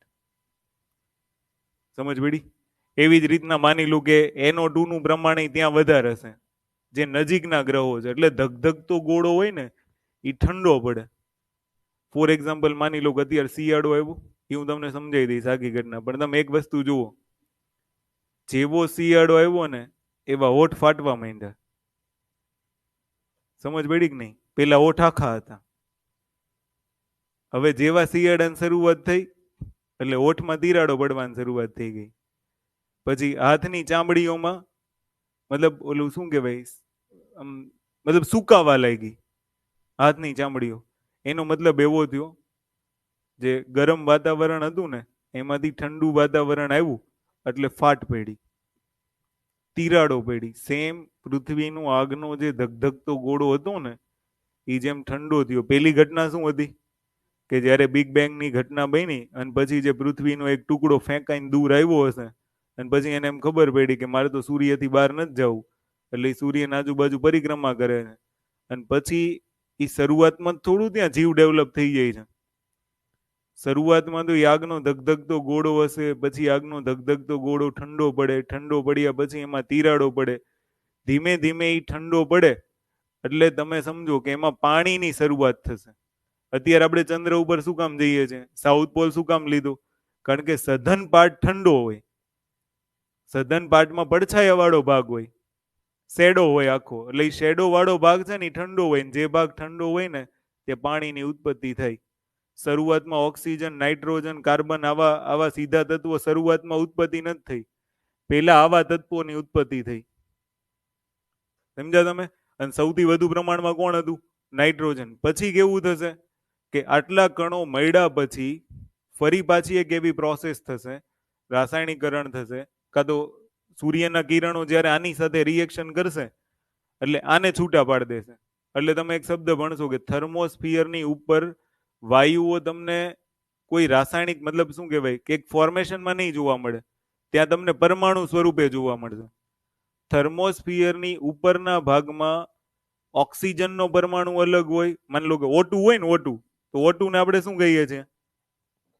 પણ થર્મોસ્ફિયરની ઉપરના ભાગમાં ઓક્સિજનના એકલા પરમાણુ છૂટા આટા મારતા હોય. સમજ પડી? એનું રીઝન શું? કારણ કે સૂર્યપ્રકાશ સૌથી પહેલો, માન લો સૌથી ઉપર તમે થર્મોસ્ફિયર લો છો, સૌથી વધુ ઊંચાઈ છેલ્લું લેયર કયું? એટલે સૂર્યના પહેલા કિરણો ક્યાં પડશે? થર્મોસ્ફિયર ઉપર. થર્મોસ્ફિયર ઉપર જેવા પડે એટલે એ આ વાયુઓ સાથે પ્રક્રિયા કરશે. સમજ પડી? એની સાથે પ્રક્રિયા કરીને એનું વિખંડન કરી નાખશે. એટલે તો આઇનોસ્ફિયર ડેવલપ થયું. થર્મોસ્ફિયરમાં આઇનોસ્ફિયર ડેવલપ થવાનું રીઝન શું છે? સૂર્યના કિરણો. અને આ કારણ તમને પરીક્ષામાં પૂછ્યા છે, બધા કારણો પૂછ્યા છે. હજી તો ટોપિક તો બાકી જ છે. હું તમને હજી એવું કહું છું કે વાયુઓ કેવી રીતના સંગઠિત થયા. તો પેલા ધગધગતો ગોળો ઠંડો પડે, એમાંથી પાણી જેવા કણોની ઉત્પત્તિ થાય, હાઇડ્રોજન જેવા કણોની ઉત્પત્તિ થાય, પછી એની આગળ પ્રક્રિયા થઈ, સૂર્યના પારજાંબલિક કિરણો સાથે રિએક્શન થઈને પછી તમારે પૃથ્વી ઉપર નાઇટ્રોજન, ઓક્સિજન, આર્ગોન આવી ઉત્પત્તિ થઈ. એટલે 3 ક્રમ હતા આખા. 3 કાળની અંદર એના સંગઠનની રચના થઈ છે. એટલે આ વાયુનું સંગઠન તૈયાર થયું. અને પછી વાયુના સંગઠનમાં આપણે જોયું કે મુખ્ય વાયુ આ છે, ગૌણ વાયુ આ છે, નિષ્ક્રિય વાયુ આ છે. એવી જ રીતના છે ને વાતાવરણમાં તમને ઘન પદાર્થો જોવા મળી જાય. સમજ પડી? એમાં ઘન પદાર્થોની અંદર એક આવે હાઇગ્રોસ્કોપિક. નામ સાંભળ્યું છે કે નહીં? અને એક આવે નોન હાઇગ્રોસ્કોપિક. હાઇગ્રોસ્કોપિક મતલબ અહીંયા ભેજગ્રાહી અથવા તો ભેજધારી શબ્દ તમે આને વાપરી શકો. અને નોન હાઇગ્રોસ્કોપિક નો મતલબ શું થાય? કે આ ભેજગ્રાહી નથી, એમ ગેર ભેજગ્રાહી કહી શકાય, કાં તો ગેર ભેજધારી કહી શકાય. હવે તમને એમ થાય કે આ કણોની ભૂમિકા શું હોય? ફોર એક્ઝામ્પલ માની લો કે હું તમને એમ કહું કે ધૂળના રજકણો, આ બહુ મેટર કરે. ધૂળના રજકણો બહુ મેટર કરે વાતાવરણમાં. ફોર એક્ઝામ્પલ માની લો કે ટ્રક ને એવું બધું ચાલે કે નહીં ડેઇલી બેઝિસ ઉપર, તો કેટલા ધૂળના રજકણો વાતાવરણમાં જતા હશે? અને એનું એક સારું એવું પ્રમાણ છે. પણ 99.9% તો કોણ છે? નાઇટ્રોજન, ઓક્સિજન અને આર્ગોન, આટલા. પણ ધૂળના રજકણોની અસર હોય. ફોર એક્ઝામ્પલ દિલ્હીની અંદર ધૂળના રજકણો વધારે છે, એની આગળ આપણે ઇફેક્ટ પછી જોઈએ. પણ ભેજધારી અને ભેજગ્રાહી શું છે? ધૂળના રજકણો છે ને એ ફોર એક્ઝામ્પલ માની લો નીચેથી વેપર બની, વેપર એટલે બાષ્પ, સમુદ્રનું પાણી ગરમ થયું, એની વરાળ થઈ, એ વરાળ કોણ ગ્રહણ કરી લેશે? ધૂળના રજકણો. કારણ કે રજકણો હોય ને એ ભીના થાય તો તમને ખબર પડે ને તમને, તો એ ગ્રહણ કરી લે ને. તો જે ગ્રહણ કરી લે ને ભેજ, એ કેવા કણો કહેવાય? તો વાતાવરણના સંગઠનમાં ભેજધારી કણો હોય. સમજ પડી? અને વાતાવરણના સંગઠનમાં એવા કણો હોય કે જે ભેજ ગ્રહણ ન કરે. લાઈક એક્ઝામ્પલ તરીકે માન લો રેતી, રેતીને પાણીમાં ડૂબોડો કાં તો પાણી ઉપર રેતી છાંટો, પાણી ગ્રહણ કરે? ન કરે. તો વાતાવરણમાં તમને ક્વાર્ટઝ જેવા કણો જોવા મળે, સિલિકા જેવા કણો જોવા મળે જે પાણીને ગ્રહણ કરશે. તો વાતાવરણનું સંગઠન માત્ર વાયુઓથી નથી બન્યું. वातावरणના સંગઠનમાં ઘન પદાર્થ હોય છે. अब कुछ समझ रहे हो मैं क्या कहना चाह रहा हूँ? આની ભૂમિકા હોય. સમજ પડી? આજે ધીમે ધીમે સ્ટાર્ટઅપ કરીએ આપણે, પણ પહેલા થોડા થોડા જે વાક્યો છે ને એ ઇમ્પોર્ટન્ટ છે આપણી માટે. કે પહેલા હજી તમે સમજૂતી તો લો, કારણ કે તમે વાતાવરણને એક જ દ્રષ્ટિએ ભણ્યા છો. શું? વાયુઓ. 78% નાઇટ્રોજન, 21% ઓક્સિજન. વાતાવરણમાં ઘણા બધા બીજા કણો હોય. આજકાલ એક નવી સંકલ્પના આવી છે, એનું નામ છે સ્મોગ. નામ સાંભળ્યું છે? સ્મોગ એટલે શું? સ્મોગ એટલે સ્મોક. સ્મોક મીન્સ ધુમ્મસ. સમજ પડી? અને આજકાલ જે પોલ્યુટન્ટ્સ છે,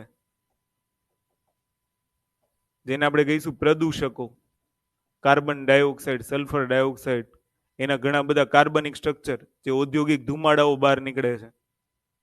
સમજ પડી? ઔદ્યોગિક ધુમાડા કેવા હોય? એમાં ધુમાડો હોય અને કાર્બનિક સ્ટ્રક્ચર હોય, બંને મિક્સઅપ હોય, અને આ અત્યારે ક્યાં જાય છે? વાતાવરણમાં. તો આ સ્મોક છે. અને આ છે ને એ શું કરશે ખબર? ફોર એક્ઝામ્પલ, હું તમને એક એક્ઝામ્પલ આપું. ચલો, કે તમે કાર્બન ડાયોક્સાઇડ વિશે શું ખબર છે? ફોર એક્ઝામ્પલ માની લો હું એમ કહું કે આ CO2 નું લેયર છે, તો CO2 ના લેયરને ગ્રીન હાઉસ ગેસીસ કહેવાય. ગ્રીન હાઉસ ગેસીસ શું કામ કહેવાય? તો એવા રીઝન હમણાં તમને પરીક્ષામાં પૂછ્યા. માન લો કે આ ભૂમિ ભાગ છે.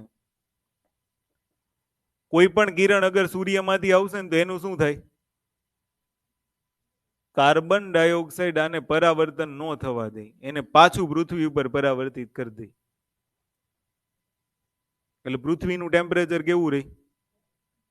0.3% માં તો ઉથલ પાથલ કરી નાખ્યું છે. 0.03 છે ને, આઈ થિંક 0.03% કાર્બને આખી દુનિયા હચમચાઈ દીધી છે. પેરિસ ક્લાઇમેટ ડીલ કરવા માટે મજબૂર કરી દીધા છે. આટલા નટખટ કણો હોય. મેં તમને ન કીધું આ ઉછાળા બધામાં પરિવારમાં આવા એક બે હોય કાર્બન ડાયોક્સાઇડ જેવા, જે આવે તહસ નહસ કરીને જતા રહી. ગામમાં જોઈ લો ને એકાદ નામ તો એવું જ હશે જેને તમે માન લો કે આવે એટલે ખબર જ હોય કે આ CO2 નું જ કામ કરવાનું. આનાથી ખાલી તાપમાનમાં વધારો થશે, બીજું એનું કોઈ મહત્વ હોય નહીં. તો એને શું કરવું જોઈએ?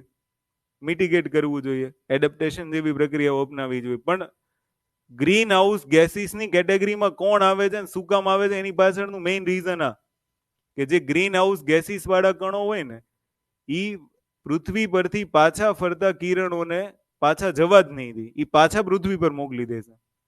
તો માન લો સૂર્યના પારજાંબલી કિરણો પૃથ્વી પર આવે, એક તો ઓઝોન વાયુનું જે લેયર છે ને એ ફિલ્ટરિંગ કરીને જ મોકલે, પણ એ કિરણો પરાવર્તિત થવા જોઈએ, નગર જમીનનું તાપમાન વધી જાય. એટલે કાર્બન ડાયોક્સાઇડ જેવા કણો છે એને પરાવર્તિત ન થવા દે. એટલે કાર્બન ડાયોક્સાઇડ કેવું છે? ગ્રીન હાઉસ ગેસ છે. તો GHG શું છે ને એ ખબર હોવી જોઈએ. હાઇગ્રોસ્કોપિક કણો અને નોન હાઇગ્રોસ્કોપિક કણોની બહુ મોટી ભૂમિકા છે. ફોર એક્ઝામ્પલ માની લો કે સૂર્યોદય અને સૂર્યાસ્ત, બરોબર? આ બંને વખતે આકાશ કેવું દેખાય? હે મતલબ લાલાશ પડતું દેખાય ને? કાં તો મને રંગ તો નહીં સમજ પડે, પણ તમે એક વસ્તુ સમજી જાવ તમે. તો એનું રીઝન શું છે? આ કણો, ધૂળના કણો, કારણ કે એ પાર્ટિકલ્સ છે ને, એટલે એની અંદર પાર્ટિકલ્સ હોય. એને આપણે પ્રદૂષક તરીકે લઈએ તો એ પાર્ટિક્યુલેટ મેટર્સ છે. પણ એવા કણો કે જે સૂર્યમાંથી આવતા પ્રકાશનું પ્રકિરણન કરે એટલે એમાં લાલ રંગની તીવ્રતા વધારે હોય, એટલે તમને આકાશ કેવું દેખાય? સમજ પડી? અચ્છા, બીજું એક એક્ઝામ્પલ આપું કે તમને ખબર પડે કે વાતાવરણના સંગઠનમાં ઘન પદાર્થો હોય. ફોર એક્ઝામ્પલ માની લો કે તમે અહીંયા જોશો ને અને ધાબા ઉપર સુવા જાઓ ને તો આકાશ ક્લીન નહીં દેખાય, અમે ફીલ કરેલું છે. અને માન લો હું ગામડે સૂતો હોય ને ધાબા પર તો આખું આકાશ એટલું ક્લીન દેખાય ને એની કોઈ લિમિટ ન હોય. કેમ? ને હાઇગ્રોસ્કોપિક પાર્ટિકલ્સ ઓછા હોય, સ્મોગ ઓછો હોય, એટલે આકાશ સીધું દેખાય. સમજ પડી? અને અહીંયા કેવું હોય કે આ પાર્ટિકલ્સની માત્રા વધારે હોય એટલે આકાશ ધૂંધળું દેખાય, કારણ કે આપણા કિરણો સીધા આકાશ સુધી પહોંચશે જ નહીં. આપણી આંખ ઉપર સારી વળી જાય ને કેમ આપણે ચશ્મા કઢાવવા પડે? માન લો કે આપણું જે પટલ હોય ને એની ઉપર સારી વળી જાય ને એટલે આપણને ધૂંધળું દેખાવા માંડે, એના કારણે આંખો ખેંચવી પડે તો આપણને માથું દુખે ને આવી તેવી ઘટના થાય. તો એ ધૂંધળું આંખ પટલ ઉપર સારી વળી જાય ને કેમ થાય? એમ ભેજગ્રાહી કણો છે ને એનું વાતાવરણમાં પ્રમાણ વધી જાય તો સ્વાભાવિક છે ને કે એને ભેજ ગ્રહણ કર્યો છે, એ તમારા કિરણોને ત્યાં સુધી પહોંચવા જ નહીં દે, એટલે તમને આકાશ કેવું દેખાય? તો વાતાવરણની સંરચનામાં ઘન પદાર્થ હોય છે અને વાયુ પદાર્થ હોય છે. ઓકે, તો તમને ક્યારેક ક્વેશ્ચનની અંદર એવો ક્વેશ્ચન પૂછે કે વાતાવરણની, આવો જ સવાલ પૂછશે, વાતાવરણની સંરચના માટે નીચેનામાંથી કયું વિધાન સત્ય છે. તો વાયુનો સમૂહ જોવા મળે છે. ઘન પદાર્થોની હાજરી હોય છે અને નિષ્ક્રિય વાયુઓની હાજરી હોય છે. લ્યો 100% તમને કહું ને કે તમે અગર આજનો દિવસ નો સાંભળો હોય ને એટલે બીજું ઓપ્શન તમારે ન જ આવતું હોય. સમજ પડી? કમ્પોઝિશન નામનો ટોપિક લખ્યો છે અંદર, તો તમને એના કમ્પોઝિશન વિશે ખબર હોવી જોઈએ. ઓકે, હવે આમાં વાયુઓ હું નથી લેતો, વાયુઓ વિશે હું તમને સીધું લખાઈ દઉં છું. આમ તો સમય થઈ ગયો, 10-15 મિનિટ લખાઈ દઉં. વાયુઓ શું કામ નથી લેતો? કારણ કે એન્વાયરમેન્ટમાં થોડીક વધારે ડિસ્કશન કરી દીધી છે. લાઈક નાઇટ્રોજન, તો નાઇટ્રોજન ચક્ર ભણી ગયા. ઓક્સિજન, તો ઓક્સિજન ચક્ર ભણી ગયા. કાર્બન ડાયોક્સાઇડ, તો કાર્બન ડાયોક્સાઇડ ચક્ર ભણી ગયા. એટલે એને આપણે અહીંયા ડિટેલિંગમાં નહીં લઈએ. ઓકે, નગર વાતાવરણની સંરચના ભણતી વખતે એ બધી વાયુઓની માહિતી હોવી જોઈએ, પણ એ બધું એમાં આવી ગયું છે. આર્ગોન જેવા વાયુ એમાં નથી, તો એને આપણે નોટમાં એડ કરી દઈશું. બરોબર? તો ચાર્ટ તમે દોરી લીધો હતો ને, એમાં એક છે ને નાનો અમથો ચાર્ટ દોરીને તમે પેલા એક હેડિંગ આપી દો, વાતાવરણનું સંગઠન. વાતાવરણનું સંગઠન.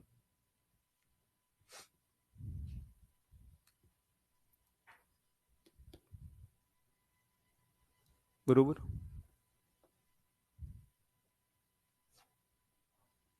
વાતાવરણનું સંગઠન. અને એની અંદર પહેલો ટોપિક આપણે જોઈએ કે વાતાવરણની ઉત્પત્તિ કેવી રીતે થઈ. વાતાવરણની ઉત્પત્તિ કેવી રીતના થઈ? તો વાતાવરણની ઉત્પત્તિના તબક્કામાં પહેલો તબક્કો કયો લખવાનો? પૃથ્વીની ઉત્પત્તિ. પૃથ્વીની ઉત્પત્તિમાં તમે શું લખશો? Big bang. પછી આવી જ રીતના શોર્ટમાં, ઓકે, બહુ નોલેજની જરૂર નહીં આમાં. બિગ બેંગની ઘટના બને છે, સૂર્યમંડળની રચના થાય છે, એમાં સૂર્ય અને પૃથ્વી બે ગ્રહોની ઉત્પત્તિ થઈ છે. પૃથ્વી એ આગનો, વાક્ય પૂરું કરી નાખજો, ધગધગતો ગોળો છે, અને સૂર્ય આપમેળે ઉર્જાનું ઉત્સર્જન કરે છે. આ પહેલી ઘટના, વાતાવરણની ઉત્પત્તિ માટેની પહેલી ઘટના.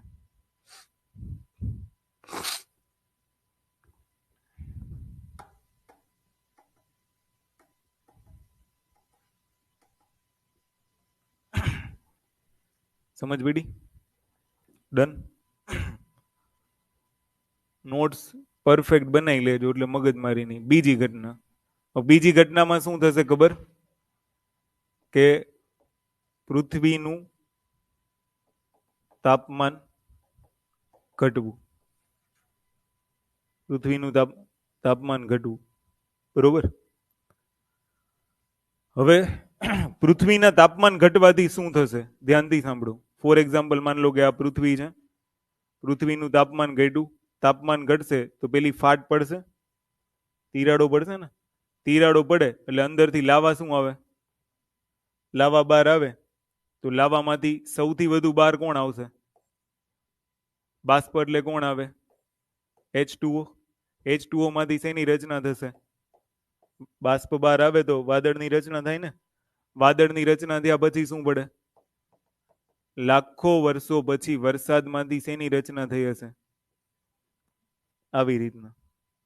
અને સૌથી પહેલા સમુદ્ર હોય તો એની પહેલા પ્રમાણ કોનું વધારે હતું? હવે ધીમે ધીમે વાયુઓની ઉત્પત્તિ થશે. આ બીજો પડાવ હતો. તો એમાં એક બે વાક્ય લખો. પૃથ્વીના તાપમાન ઘટવાથી ફાટ પડવા જેવી ક્રિયાઓ થશે. ફાટ પડવા જેવી ક્રિયાઓ થશે. અને જ્વાળામુખીના ઉદ્ભવથી, જ્વાળામુખીના ઉદ્ભવ થશે. અને ઉદ્ભવથી બે પ્રકારના વાયુઓ, આવું જ લખજો. ભારે વાયુઓ, ઉદ્ભવથી ભારે વાયુઓ, અને હલકા વાયુ ઉત્પન્ન થશે. ભારે વાયુમાં લખો બાષ્પ, પાણીની બાષ્પ એટલે કે H2O, કાર્બન ડાયોક્સાઇડ ભારે વાયુમાં, okay, H2O, carbon dioxide, CO2, nitrogen અને સલ્ફર. હલકા વાયુઓમાં હાઇડ્રોજન અને હિલિયમ.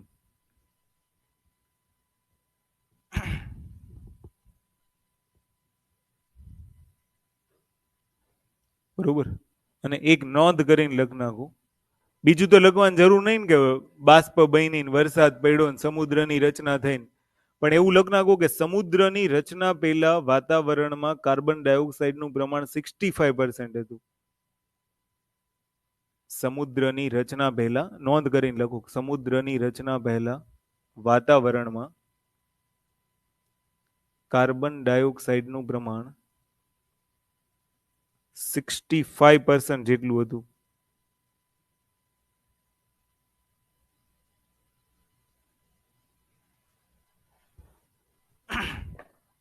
હવે તમે એક વસ્તુ સમજો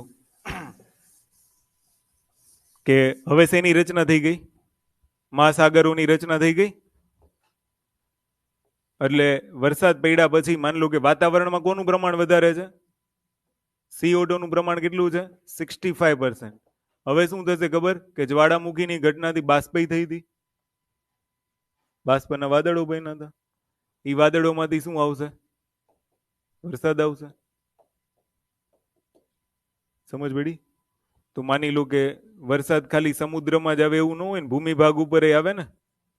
એટલે H2O અને કોની વચ્ચે પ્રક્રિયા થઈ? એમાંથી બન્યું કેલ્શિયમ કાર્બોનેટ. શું સમજ પડી? અને માન લો કે જ્વાળામુખીના ઘટના બની હશે તો એમાંય ચૂનાની સંરચના જોવા મળશે. એની ઉપર જ્યારે વરસાદના પાણી પડશે એટલે કેલ્શિયમ સમુદ્રમાં જશે. અહીંયાથી ને કેલ્શિયમ સમુદ્રમાં જશે. સમુદ્રમાં શું ગયું? કેલ્શિયમ. એટલે હવે ફાઇટોપ્લેન્ક્ટોન જેવી લીલની ઉત્પત્તિ થાય. હવે એની અંદર એવા સજીવો ઉત્પન્ન થશે કે જે વાતાવરણમાંથી કાર્બન ડાયોક્સાઇડનું શોષણ કરે. લીલ શું કરે? અને વાતાવરણમાં શું મુક્ત કરે? એમ પ્રમાણ કેટલું હવે થશે? એક ઉત્પત્તિની પ્રક્રિયા છે. એવું નથી કે સીધે સીધું વાયુઓનો સમૂહ ભેગો થઈ ગયો કે ઈ ક્યાંયથી. હવે એમાં તો કઈ કોઈ ધાર્મિક કહાની નથી. ન કરે સમજે આપણે કે ભાઈ ઓક્સિજન ને નાઇટ્રોજન પૃથ્વી ઉપર મૂકીને ગયા. ઓલામાં તો કઈક એવી કહાની છે ને કે એક મેલ ને એક ફિમેલ મૂકીને ગયા, પછી એને પૃથ્વીનું સર્જન કર્યું. સમજ પડી? આમાં તો એવી કહાની નથી. આ તો આખી એક પ્રોસેસ છે. અને આ સાયન્ટિફિક પ્રોસેસ છે. વિજ્ઞાન ખોટું હોઈ શકે, એમાં બે મત નહીં. સમજ પડી? હોઈ શકે 100%. કારણ કે ઉત્પત્તિ તો માનવની છે ને, અને માનવ ખોટાડો છે. સોરી, ઓલા શું કહેવાય, ક્યારેક ખોટું કામ કરી શકે, એટલે એનાથી બી ભૂલ ચૂક થઈ જાય. સમજ પડી ને? એટલે માન લો કે કલ્પના ચાવલાનું રોકેટ આવતું હતું ને, તો તમને બધાને ખબર હશે હવામાં સળગી ગયું. એનું રીઝન શું હતું? કે જે ઉપરની પેલી અવરોધક પ્લેટ હોય ને અવકાશયાનની, એમાંથી એક સ્લાઇડ નીકળી ગઈ. સ્લાઇડ નીકળી ગઈ ને એમાં ક્રેશ થઈ ગયું. સમજ પડી? ક્રેશ થવાનું રીઝન શું હતું? થર્મોસ્ફિયરમાં જ્યારે એ પ્રવેશ કરે ને ત્યારે પરમાણુઓ છૂટા ફરતા હોય. એ અથડાય એટલે કોઈની કેપેસિટી બહારની વાત છે. તમે વિચાર કરો વિજ્ઞાન કેટલું આગળ છે, પણ ભૂલ થાય. સમજ પડી? એટલે વાયુઓની સંરચના કેવી રીતના બની છે, ये सब स्ट्रक्चर ड्रॉ करने हैं, बैठना नहीं है. ठीक है? પછી આવું તમને યાદ જ નહીં આવે અને આના કોન્સેપ્ટ બેઝ ક્વેશ્ચન આવી શકે. સમજ પડી? કે ભાઈ જીવોની ઉત્પત્તિની શરૂઆત ક્યાંથી થઈ? તો સમુદ્રમાં કેલ્શિયમનું પ્રમાણ વધવાથી. કારણ કે માન લો કોરલ વાળા જે જીવ હોય એને શું જોશે? કેલ્શિયમ જોશે. સમજ પડી? પછી લીલની જે ઉત્પત્તિઓ છે એ બધામાં કેલ્શિયમનું પ્રમાણ હોવું જોઈએ. કારણ કે કોરલ રીફ શું છે? એક પ્રકારનું કેલ્શિયમનું આવરણ જ છે ને. અને એ જ પછી અંદર જીવોને સુરક્ષા આપશે. જુજેન થેલા. સમજ પડી? અને એ જ પછી શું કરશે? વાતાવરણમાંથી CO2 નું શોષણ કરશે અને ऑक्सीजन ने सेम प्रोसेस। ये लिखना है हमें, मतलब ड्रॉ करना है, फिर मैं लिखवा वो लिखना है। तो હવે કયું સ્ટેજ આવ્યા? ત્રીજું સ્ટેજ। ત્રીજું સ્ટેજ 3 નંબર। 3 નંબરમાં હેડિંગ આપી દો વર્તમાન વાતાવરણ। વર્તમાન વાતાવરણ કે સમુદ્રના પાણીમાં એક લીટી લખો, સમુદ્રના પાણીમાં કેલ્શિયમનું પ્રમાણ વધવાથી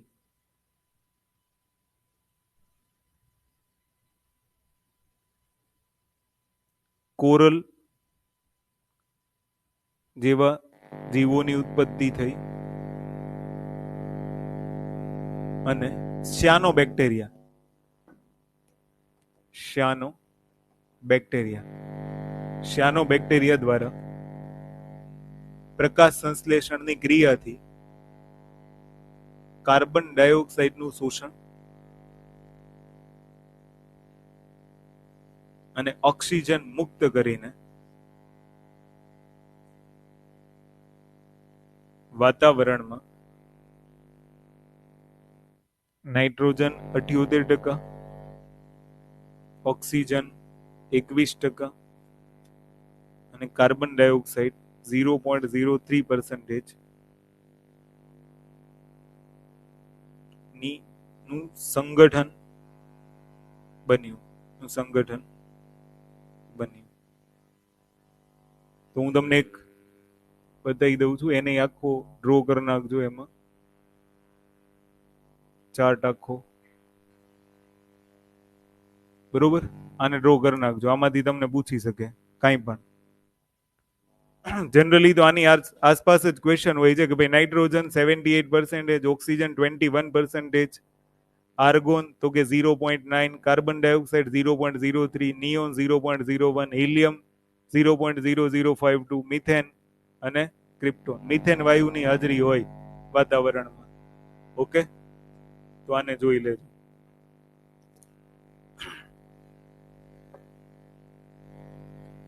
ખાસો સમય જતો રહ્યો, હજી તો મેં કઈ કરાવ્યું જ નથી, મેં તો કીધું એ વાતાવરણ પૂરું કરી દઈશ।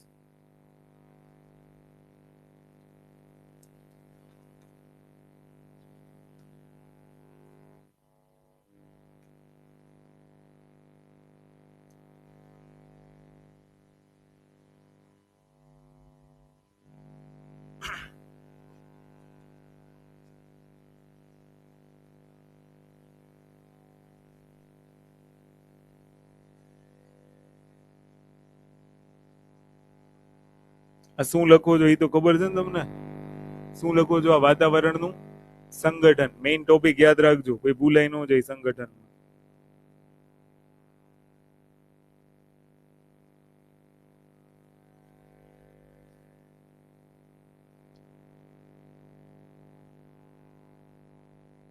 થઈ ગયું?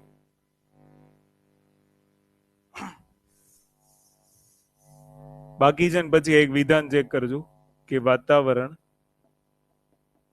ઘન, પ્રવાહી અને વાયુનું સંગઠન છે।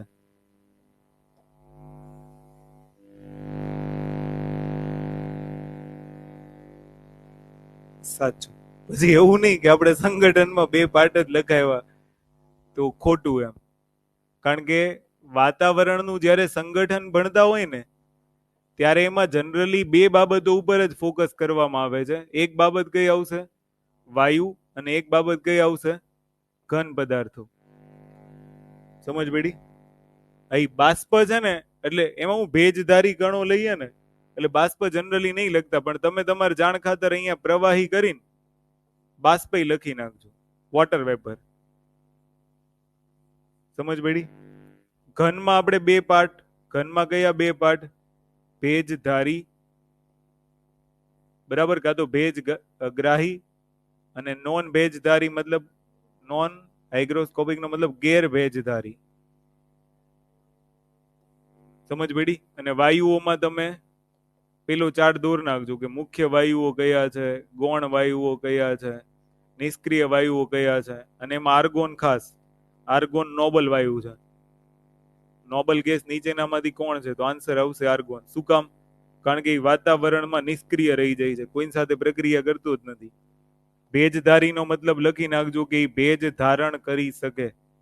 દાખલા તરીકે ધૂળના રજકણ.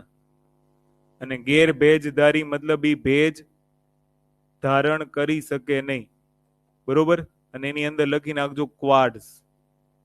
ક્વાર્ટઝના કણો, રેતીના કણો, એવા એક્ઝામ્પલ લખી નાખજો. તો આટલું એક સંગઠન બનાવી દો એટલે પછી એક પ્રશ્ન ખોટો જ ન પડે. ડન?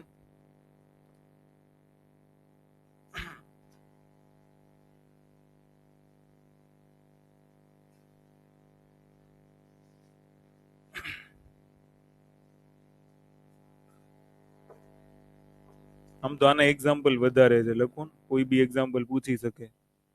ભેજધારીમાં લખો. મીઠું એનું એક્ઝામ્પલ છે.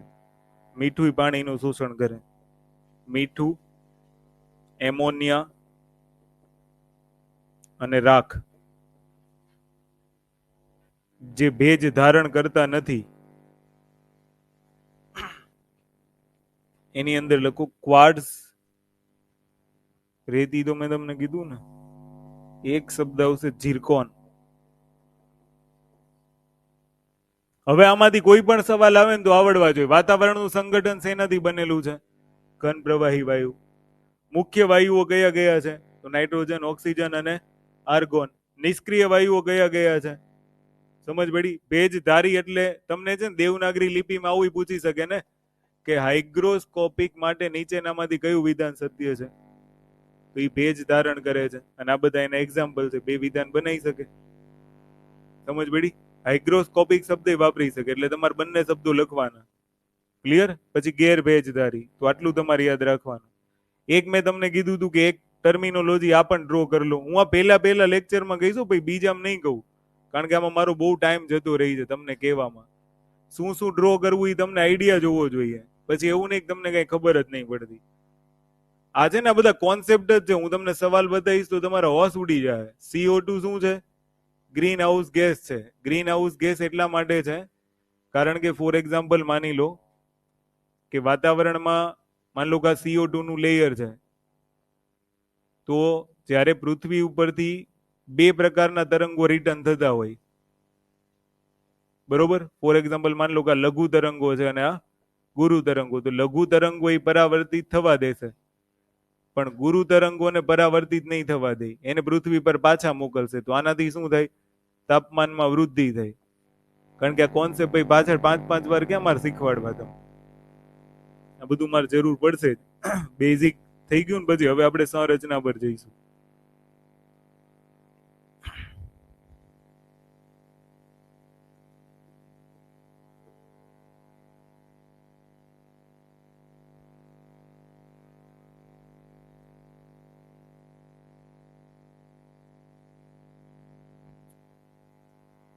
તો 2-3 લખવાના છે. ધૂળના રજકણો, સ્મોગ, એ પછી લખી લઈશું. આટલું જોઈ લેજો. વાતાવરણ જ પૂરું કરવાનું ટ્રાય કરું. ચલો સાંજે ટાઈમ મળે ને એકાદ લેક્ચર લઈ લઈએ. હે છે જ ને, આજે ફૂલ ડે છે. કયો ચાર્ટ?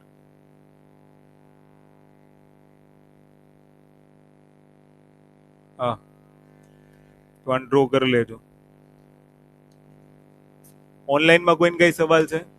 અવાજ કપાઈ છે એમ? એમાં એવું છે કે આ ઇન્વર્ટર ચાલુ છે ને એટલે લાઈટ નથી ને એટલે એવું થતું હશે. પણ આટલું તમે કરી લેજો. ઓકે, નોટિફિકેશન આ મુકાવીશું હશે ને તો લેક્ચર.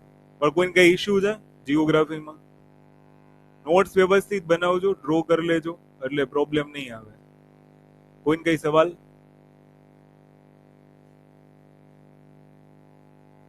હું લખ્યું નોટ બતાવી મને. આમ લખ્યું છે ને, ભાઈ એવું ન થાય કે મહેનત પાણી વહી જાય. ડ્રોઈંગમાં તમે હજી કહું છું કલરની પેન યુઝ કરજો. અને હે નગર તમને આવડશે જ નહીં. પ્રશ્નો જે જોઈએ એ લખો. પછી જીઓગ્રાફી નોટ્સમાં તો કેવું છે, વધારે પડતું ડ્રોઈંગ. આ બધા ડેટા તો ઠીક સમજી ગયા, બટ વધારે પડતું ડ્રોઈંગ, જે કોન્સેપ્ટ થાય છે, જો તમે આવું લખ્યું ને કે ભાઈ પૃથ્વીનું તાપમાન ઘટવું, પછી બીજું આપણે શું લખ્યું વર્તમાન વાતાવરણ, બીજું સ્ટેપ છે જ નહીં આમાં,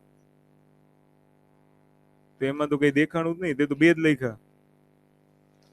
પેલું પૃથ્વીની ઉત્પત્તિ, તો ડ્રોઈંગ કરી લેવાનું એમ કે જ્વાળામુખીની ઉત્સર્જન થાય છે, એ દોયરું હોય ને પછી તમારે સીધું યાદ આવશે, કારણ કે પરીક્ષાનો લાંબો ગેપ નથી ને એસટીએ વાળી એક્ઝામ ને.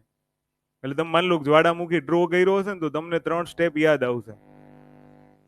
વાતાવરણની ઉત્પત્તિ માટે નીચેનામાંથી કયા વિધાન સાચા છે એવું તમને પૂછી શકે, કાં તો કઈ પ્રક્રિયા વાતાવરણની ઉત્પત્તિ માટે જવાબદાર છે.